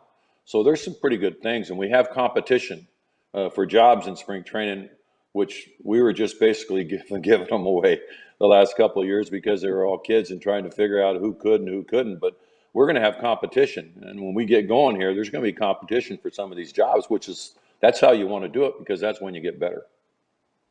Ron, do you have a sense of, are you happy, a sense of relief? Was there a moment where you thought that maybe this day wasn't going to arrive, that baseball may not come back this year? Yeah, and the emotions have been all over the place because you hear some good stuff and all of a sudden then it doesn't turn out very good. And all the conversations when they started negotiating, that wasn't fun to listen to and watch and see all the things being said. I don't like that kind of stuff, but you know what? I think through it all, I think we'll all be better for it. And hopefully ownership and Players Association sometime or another, they get everything set up where we don't have to do with that again. COVID's, really hurt a lot of people and a lot of people have lost their lives. So we're going through so much bigger than baseball. So it was disappointing to see the bickering going on about baseball with everything in the world going on. But you know what? It's part of the business, and hopefully we're past it right now. We could all move forward and just shake hands and play baseball. Ron, we were able to talk to a few players about the idea of playing in front of no fans, but from your perspective, how is that going to change the game? Well, I guess when I walk out to make a pitch and move, if they let me do that, maybe I won't get booed, only by my own players. But you know, the fans are everything. And honestly, it's going to be difficult. I mean, with nobody cheering and all those things, the guy, you know, gets a big home run. The only people who are going to be cheering is us, and we can't shake hands, we can't high five. So it's going to be different, and we're just going to have to try to figure out ways around everything, how we can get it done and still be safe. But the fans are everything. That's what the game's all about. Would you like to see them pipe in sound? I've watched the German soccer league, the Bundesliga. I've watched Korean baseball, and you know, I thought I wasn't going to be a fan of it, but I kind of like it. It's kind of interesting when you hear that. Would you like to see piped in sound? Not people booing you, you know, maybe grumble. Maybe when you go out to the mound to make a pitching change, there'd be grumbling sounds. But you know, has that been bandied about? And do you think that that may be something we'll see? I think they'll try just about anything. I really do. I think they're not afraid to really go out there on a limb and try something. You know what? We need noise. You need music. You need something. You know, once the game starts going, the pitcher's pitching. Sure, you turn down the music, but you could still have some roars, and that might be entertaining for us. Just like I said, it depends on what part of the country they're from. If it's like New York, I don't really want to hear their voices. They kill me. So, you know. And I love New York. I played there. You know what I mean? But when they start talking, yo, Gardy, give me a ball. I don't want to hear it. Ron, I know this is kind of jumping all over the place a little bit, but I did want to talk to you about the Tigers draft class this year. When you look at the grades they were given by media and writers, it's A's and A pluses all across the board. What were your thoughts about the 2020 draft class? I was excited. You know, I played a little part in it because we lost 114 games last year. We got the #1 pick. I happened to be the manager, so it kind of helped out a little bit. But you know what? We had a really good draft. They did very well, and that's what everybody's talking about. And the players we got are really exciting baseball players and some offensive stars. So this ought to be pretty fun. And we're going to get a chance to meet them because they're going to bring them in. So that'd be kind of cool to meet these kids. And from everything I've heard, we did really well, just like you guys. And our scouts are they're smiling. They did good. Well, you know, another player that had a pretty good spring, and last year in last year's draft, when I read about him, they said, well, Riley Green, he's slotted 5th. The Tigers are picking 5th. He'll probably go there. Everything I read about him, I go, why isn't this guy going to be picked #1? But wow, were you surprised at how he acclimated himself in spring training? He had a really good spring. He was killing it. He was absolutely playing great. And you could see some young things in the outfield, a couple of mistakes he made, you know, trying to do too much, and that's just being young. But with that bat in his hand, he's phenomenal. I mean, he was hitting major league pitching, and honestly, we probably brought him over too many times and got him too many at bats because he was leading our team in hitting, I think, and that wasn't good. It's not supposed to happen yet. So he's a stud. He can really hit. Ron, I want to leave you with this. You know how loyal Tigers fans are, and it's been a long road for us to get to this point. What would your message be for them right now? Well, and everybody, like I said, everybody's been through an awful lot here. And baseball, I think, hopefully can inject some happiness into people. And with that old English D going out there, we're proud of it. I'm proud of this baseball team, what we had in spring training, and I'm proud to be a part of it.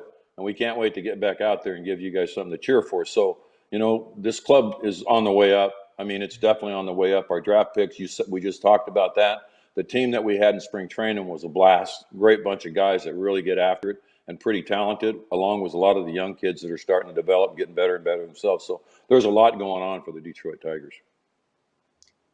Very well said, Ron, and thank you so much for joining us today. I'm really looking forward to the next few months in baseball making its return. Also, a big thank you to McLaren Healthcare for bringing us Brush Street Beat this week and every week right here on The Word on Woodward. Gardy's excited about the baseball season, and he's also excited about the Tigers 2020 draft class. We're going to go right into our headliner, who has more for you on these 2020 draft picks. Thank you very much, Daniela. It is time for the headliner, brought to you by Miller Lite. Let's bring in the senior writer for MLBpipeline.com, Jim Kalis. Jim, thanks for joining us. Really appreciate your time. Yeah, no, I'm glad to be here. Glad to be here. I'm a lifelong Detroiter. I am a big Detroit sports fan. Covered all Detroit sports teams for longer than I care to admit, as I like to say. But Jim, I have to be honest with you. I don't think I've ever seen a reaction to a Detroit team's draft in a positive nature like I did a couple of weeks ago when the Tigers made their selection. I know that you called it the best draft of all 31 clubs. You rated it number one when you gave your top six teams. Why was this draft? Why did the Tigers, no pun intended, hit it out of the park in this draft? Yeah, I mean, one caveat I always say, when we rank drafts this quickly, obviously baseball takes longer to play out than even the other sports where the guys go straight to the top level. And the teams that pick at the top and have an extra pick are usually going to look pretty good. But I did really look like what the Tigers did. I thought they had the best draft of anybody, and it started with the number one pick. I mean, I don't think it was any surprise. I mean, I wasn't the only one. I think everybody was projecting Spencer Torkelson, the Arizona State first baseman, would go number one. The Tigers.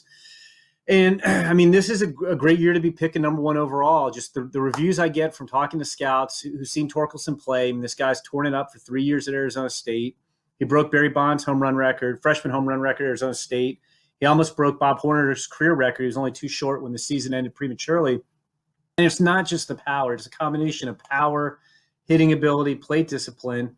And I had a number of people suggest that he's probably the best offensive prospect to come out of the draft in maybe 20 years. And I don't think we'll see this because it doesn't make sense with service time considerations, but I had multiple scouting directors suggest that he could go straight to the big leagues and be one of Detroit's best hitters right now. So I think getting him was a great start. And then they had a number of picks after that I thought were really nice picks as well. Fans are always eager. They're always anxious. You hear 1-1, first overall pick. They want to see him in that Old English D yesterday. And with COVID-19, everything is so much up in the air right now. Could he be fast tracked? Could he be in Detroit much sooner than later, so to speak? Yeah, I told you I had a couple scout directors even suggested he could be in the big leagues now, if there was a big league season going on, which wouldn't make sense for the Tigers as a rebuilding team in terms of their service time and, what it would mean for his free agency and arbitration. But, if we had, who knows what this year is going to look like on the development side. But I think with a normal, if things were normal, I think you could expect Spencer Torkelson in Detroit some point next year.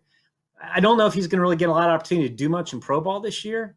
So maybe we should say 2022, but he's not, I think really with him that the bulk of it's going to be, how much time does he spend trying to learn third base? I don't think the bat's going to need a whole lot of work. I think it's just going to be getting acclimated to better pitching in pro ball and then moving on. So you'll see him in Detroit pretty quick.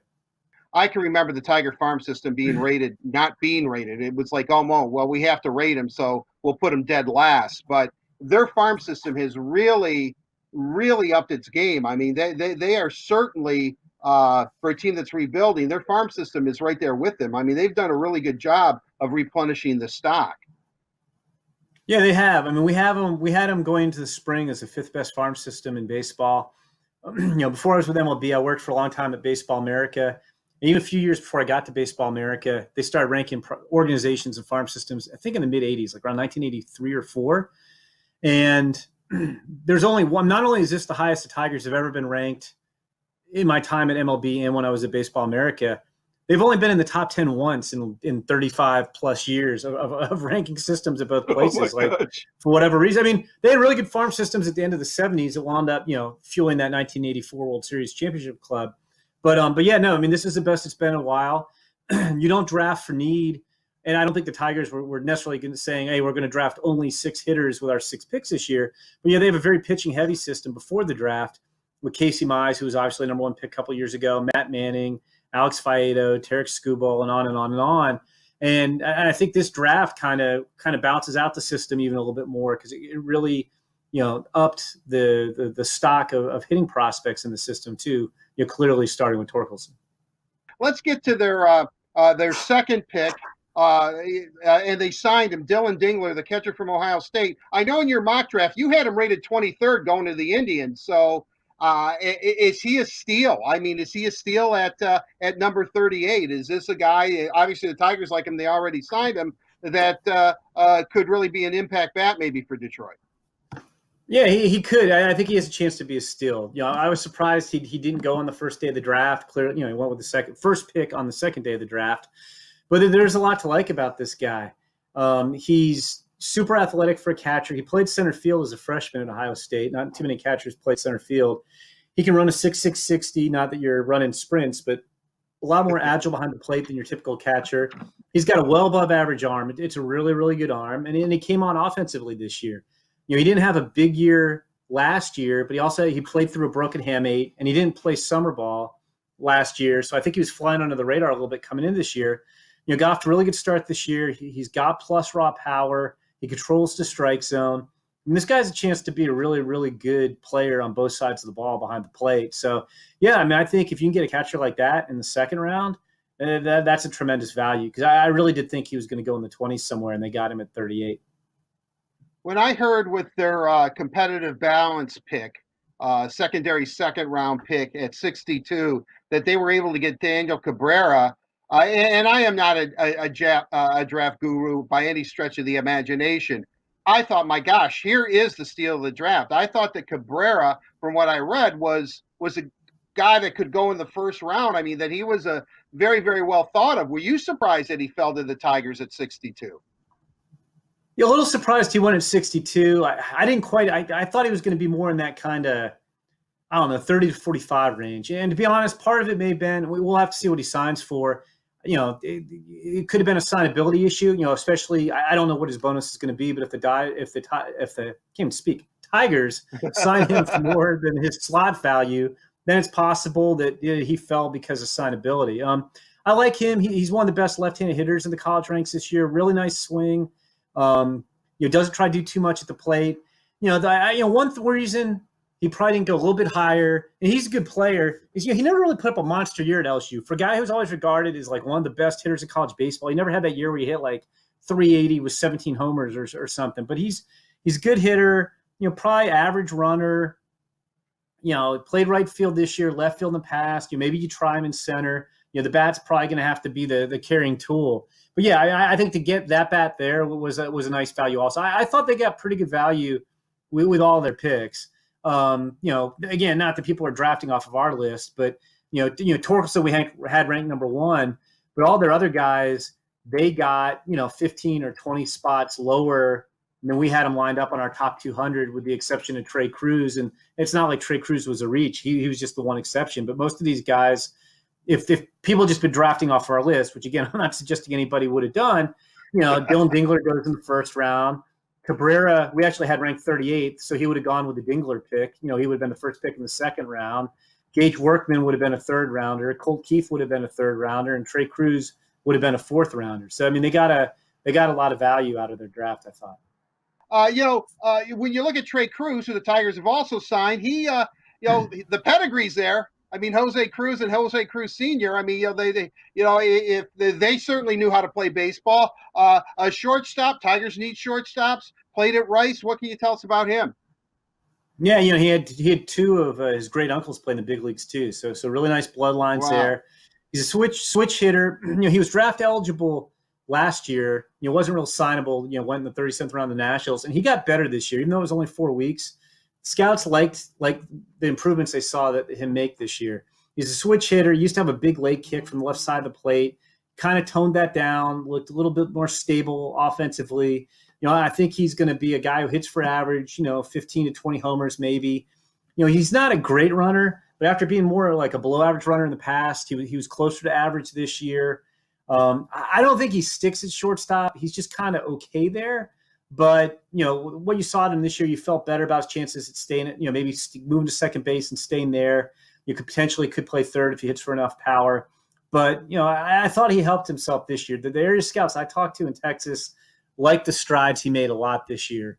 And, again, interesting bloodlines. And, if he makes it, he'll be the third generation and fifth member of his family to play in the big leagues. Well, that's quite, as you said, quite a pedigree. We've already kind of touched upon him. The real third baseman for Arizona State, Spencer Torkelson's teammate, Gage Workman, really a good power hitter, seems to have some tools. I would imagine the Tigers would like him to cut down his strikeout rate perhaps, but he also seems like a player that with the right kind of seasoning that he could be a Tiger someday too. Yeah, no, I mean, he's interesting also. Like I said, he probably would have been a third-round pick. He is a power over hit guy right now, but he's a switch hitter with pretty interesting pop, really good athlete, quality third baseman, might have been the best defensive third baseman in the college ranks, like I said. And again, I mentioned Alika Williams, who the Rays took in the supplemental first round, was their shortstop. Workman might have been a shortstop on a lot of college teams. So he's a real interesting guy too. He's got more upside than your typical fourth-round pick. Well, in the fifth round, I know MLB Pipeline, you guys rated him as your favorite pick, and we just talked about players that you were impressed with that the Tigers drafted. The high schooler, the Gatorade Mississippi High School Player of the Year. Tigers also signed him, Colt Keith. I think I've said we've talked about 5 players, and almost all of them, except Torkelson, could be the steal of the draft. But Colt Keith is a very, very interesting pick. He's MLB Pipeline's favorite pick. What about Colt Keith? What did it come down to signability? I mean, he was pretty vocal about, I have a number, and if I don't hit that, I'm going to Arizona State. Yeah, well, when they signed him, for $500,000, which is only about $74,000 over the slot value at 5. So I don't know if he had a higher number early and came off of it as the draft was getting ready to end in the 5th round. And look, they knew they weren't going to keep these guys probably, but Arizona State can't be too happy with the Tigers. They took Torkelson, they took Workman, and Colt Keith is probably, would have been their third baseman next year.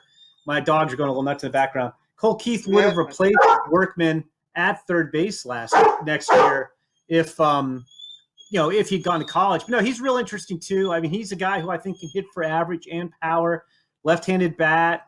He's going to get stronger. So, I mean, this is a guy who could be a pretty good all-around offensive player. He's got a strong arm, fits that third base profile really well.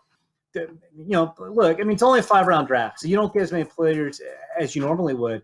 But really, I mean, and this is easier said than done, all 6 of these guys the Tigers got are legitimate prospects. I don't personally handle our Tigers top 30 list, so I don't know that I'm going to tell you that all 6 of these guys will wind up on their top 30, because like I said, it's a pretty good list to begin with. But all 6 of these guys are worthy of making a typical top 30 prospect list. I mean, they got some over slot guys, but they didn't do anything where you went big on one guy and then you took a lesser player to be able to afford him. I mean, they got 6 really good players in this draft. And that's why, I mean, again, it's early, and yeah, they had the number 1 pick and they had an extra pick and they had some advantages, but I thought this draft impressed me more than any draft among the 30 teams. I'm going to ask you a question, and it might be kind of a loaded question. The Tigers are in a rebuild. The farm system looks in pretty good shape. They have an abundance of at least starting pitching. It looks promising. Could the Tigers turn this around rather quickly, or are we still a few years away until Detroit becomes not only competitive, but perhaps even a contender? I would say I think they could turn around pretty quickly for a couple of reasons. One, these pitchers we're talking about, Mize and Manning, Skubal, Alex Faedo. I mean, again, this is not going to be a normal year, but those guys all would have been ready probably at some point this year. So the pitchers aren't too far away. Riley Green, last year's first-round pick, is going to move very quickly for a high school guy. But it's been my experience that when you look at the very best farm systems, and like I said, we've got them ranked in the top 5 right now. This draft's only going to help them. When you were talking about the very best farm systems, they almost always pay off with a contender. The teams use that talent and become a contender. And a lot of times those teams wind up sneaking back into contention quicker than you think. I'm not saying they're going to contend for sure in 2022, but in 2022, Mize, Manning, Green, Skubal, Faedo, Isaac Paredes, they drafted a bunch of college guys out of this draft. I mean, a lot of their best players in their farm system are not, more than a couple years away. This isn't a system where you've got a bunch of 18-year-old guys who barely played pro ball. This is a system where a lot of their best players have gotten to high A, double A, and even the guys that got in this year's draft, Torkelson should move pretty quick. These guys can move quick. So I'll say I think they're going to probably contend earlier than people think. I would, but I don't think it's going to be. I don't think they're, say, 5 years away. I think it'll be a lot quicker than that. Jim Kalis of the senior writer for MLBpipeline.com. Thank you very, very much. We have to have you on. I love talking draft. I just love it. I love I do watching too. players. I just love youngsters, and then as they blossom into major league players and some major league stars. It was great. Thank you very much for your time, Jim. Really enjoy your work, and we'll talk to you very, very soon. Thank you. Okay, oh yeah, thank you. Great talking to you, and anytime. Thanks a lot. Yep, thanks. All right, there you have it, Daniela. That is the headliner, brought to you by Miller Lite, the original light beer with great taste and only 96 calories, available for delivery. Hey, Jim said it. I believe him. I'm looking forward to the Tigers being good in a very short period of time. I'm with you, Art. Great job with that interview. Great to hear from you and Jim. Very insightful for each of our 2020 Tigers draft picks. Learned a lot. Very, very great job, Art. And we are going to get into Let's Socialize right now, presented by our friends at AAA. Let's bring in Carly Johnson, who's been all over the social media accounts, chatting with you guys, getting your questions. Carly, what do you got for us today? That's right, Daniela. Thanks. Okay, we're going to start with an interesting question for Art. Hank wants to know, how long has Art been doing sports? I'm assuming covering sports. So, Art, I think you're going to age yourself in this answer, but lay it on us. Well, geez. Well, if we even go back to high school, where I covered a couple of Livonia Franklin teams, really, I'll tell you what, I really started doing sports in the fall of 1976 at the University of Michigan, their student radio station. I was a reporter. I did Michigan football play-by-play, covered the hockey team. So it really goes back to that. But I really, if you really want to know the whole genesis of where it really started, for Christmas one year, my parents got me a little small recorder, a reel-to-reel, a little mini tape recorder. And, and believe me, that was high-end, state-of-the-art stuff. And I used to do a show called, I don't know, something sports with, and I used the name, and I can't believe I still remember this. I used the name Don Dagushki was who I was. I had this accent, and I would have my friends come in, and I would have them be like athletes, like Bart Starr or Johnny Unitas or Gordie Howe, and I would interview them as Don Dagushki. I have no idea where that name came from. And I would start doing it that way. So I always wanted to be a professional athlete. Really, let's be honest, was never really good enough. But I always loved sports. I always wanted to be part of it. So the next best thing for a guy like me is if you can't, cover it. And so that's how I've been doing it. So I've been doing it a really long time. I just love the competition. Everyone in my family, like my dad was the big football fan. My grandfather was the big baseball fan. My mom was the big hockey fan. And I kind of found basketball on my own.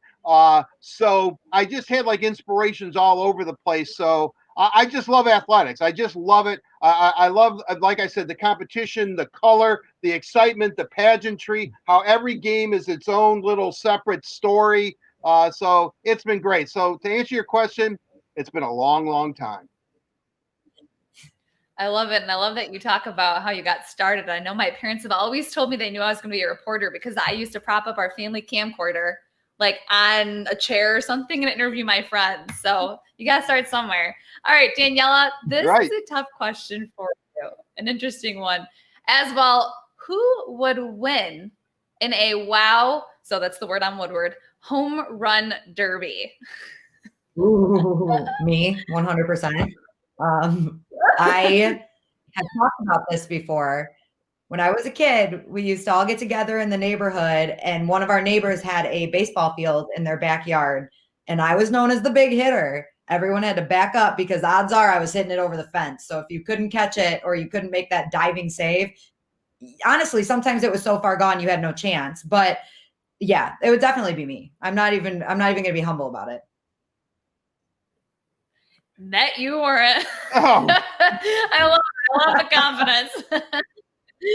That's pretty good, but I have some good hand-eye coordination. I don't know about you, but I feel like I could give Daniela a run for her money. Out of all the things that I was not good at in sports, possibly hitting a baseball was the worst I was at. I would swing so hard that I would fall over. You know, I would lose my balance because I would always was trying to hit the fence. If I did make contact, which was rare, I could hit the ball a long, long way. It was just hitting the ball a long, long way. So baseball, out of all the sports, baseball was not my game, unfortunately. Although I look back at it now, being left-handed, I probably should have concentrated on pitching and become a left-handed pitcher, because that's where the money is, young ladies. That's where the money is. Left-handed pitching, especially a starter. Love it. Okay. And finally, Art, this last question. Well, we have one more question after this, but Art, what happens All right. if we wear red underwear and the Wings still lose the lottery? Interesting. What happens if? Well, then you didn't have enough red underwear. You didn't wear it for long enough. You know, what you're going to have to do, because let's be honest. I mean, I take Steve Eisman at his word. The Red Wings are going to need a couple of drafts to get this all together. So that means next year we're going to find ourselves in the same position. So what I want everyone to do is go out. I thought that maybe this red underwear bit would be good for maybe a show or two. I can't believe the traction I've gotten out of this thing. It's amazing. I know the crew can't wait till this is all over. It's like, just shut up about the underwear already. But I will say this. Then the problem is you didn't do it correctly. You don't have enough red underwear. Go out and get it. Wear it. Leading up to the draft, the month before the draft, at least have 30 pairs or 7, and then wash them. At least 7 pairs of red underwear, and lead that up. No, 30 pairs would be kind of. I don't even think I own 30 pairs of underwear. Maybe I do. Who knows? I know. I'm not even going to ask you. You know, I don't even want to go down that road with you two. But I will say this: you didn't have enough red underwear. You just didn't have enough. Okay. Shame on you. I've done everything in my. I've mentioned red underwear almost every segment since first time I mentioned it, but. You know, that's what I would say. You didn't do it right. Get more and wear it.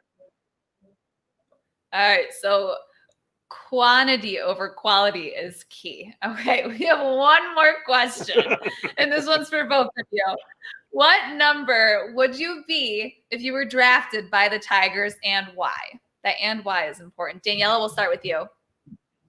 This is like jersey number, right? Yep. Okay. All right. I would definitely be number 12.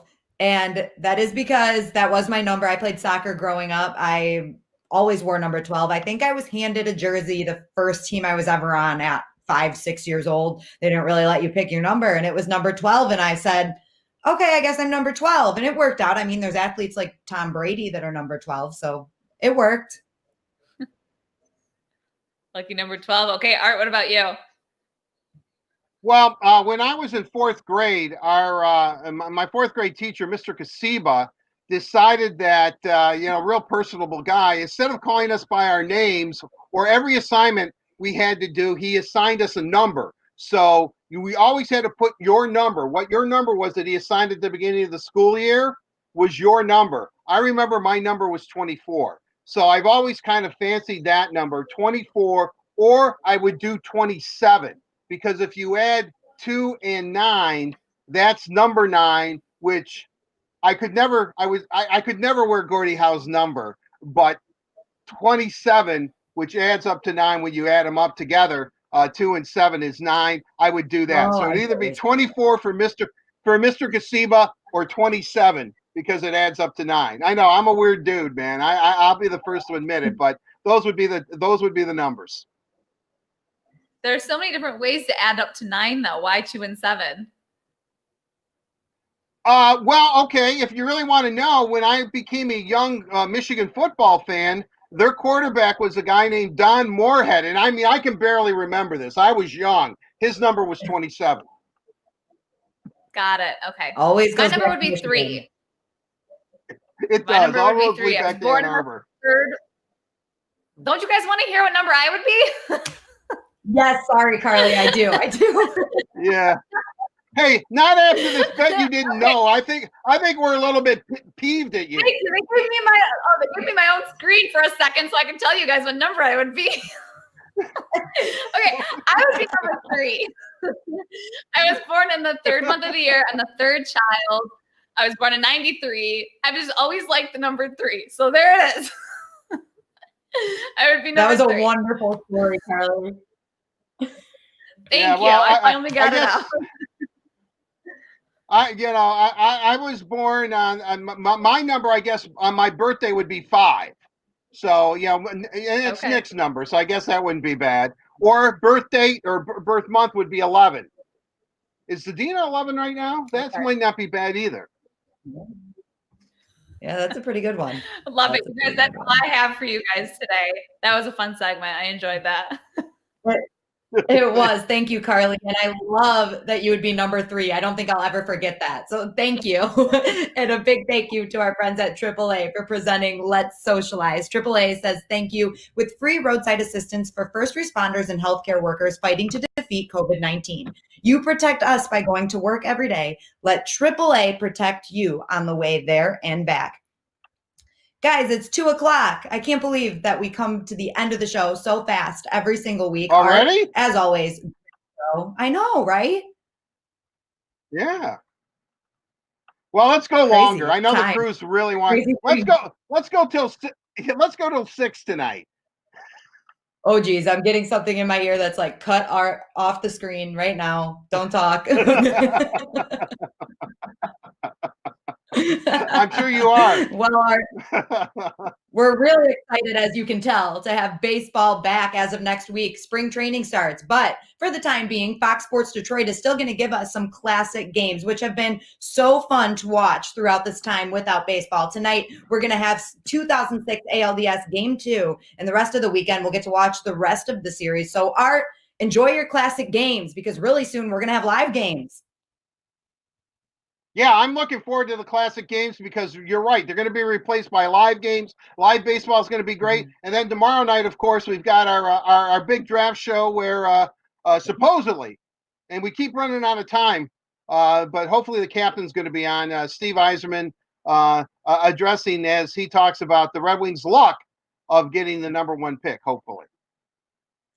That's right, Art. You guys, that's tomorrow night, right after the draft lottery at 8:30. You can join Art, Ken, Kale, and Carly. They'll take you through every pick that we can go through. And hopefully we get that number 1 pick. So we'll have some good news and we can hear from Steve Yzerman. So tomorrow, 8:30, I know where all of you will be. Thank you so much for tuning in today. And you can catch us next Tuesday at noon.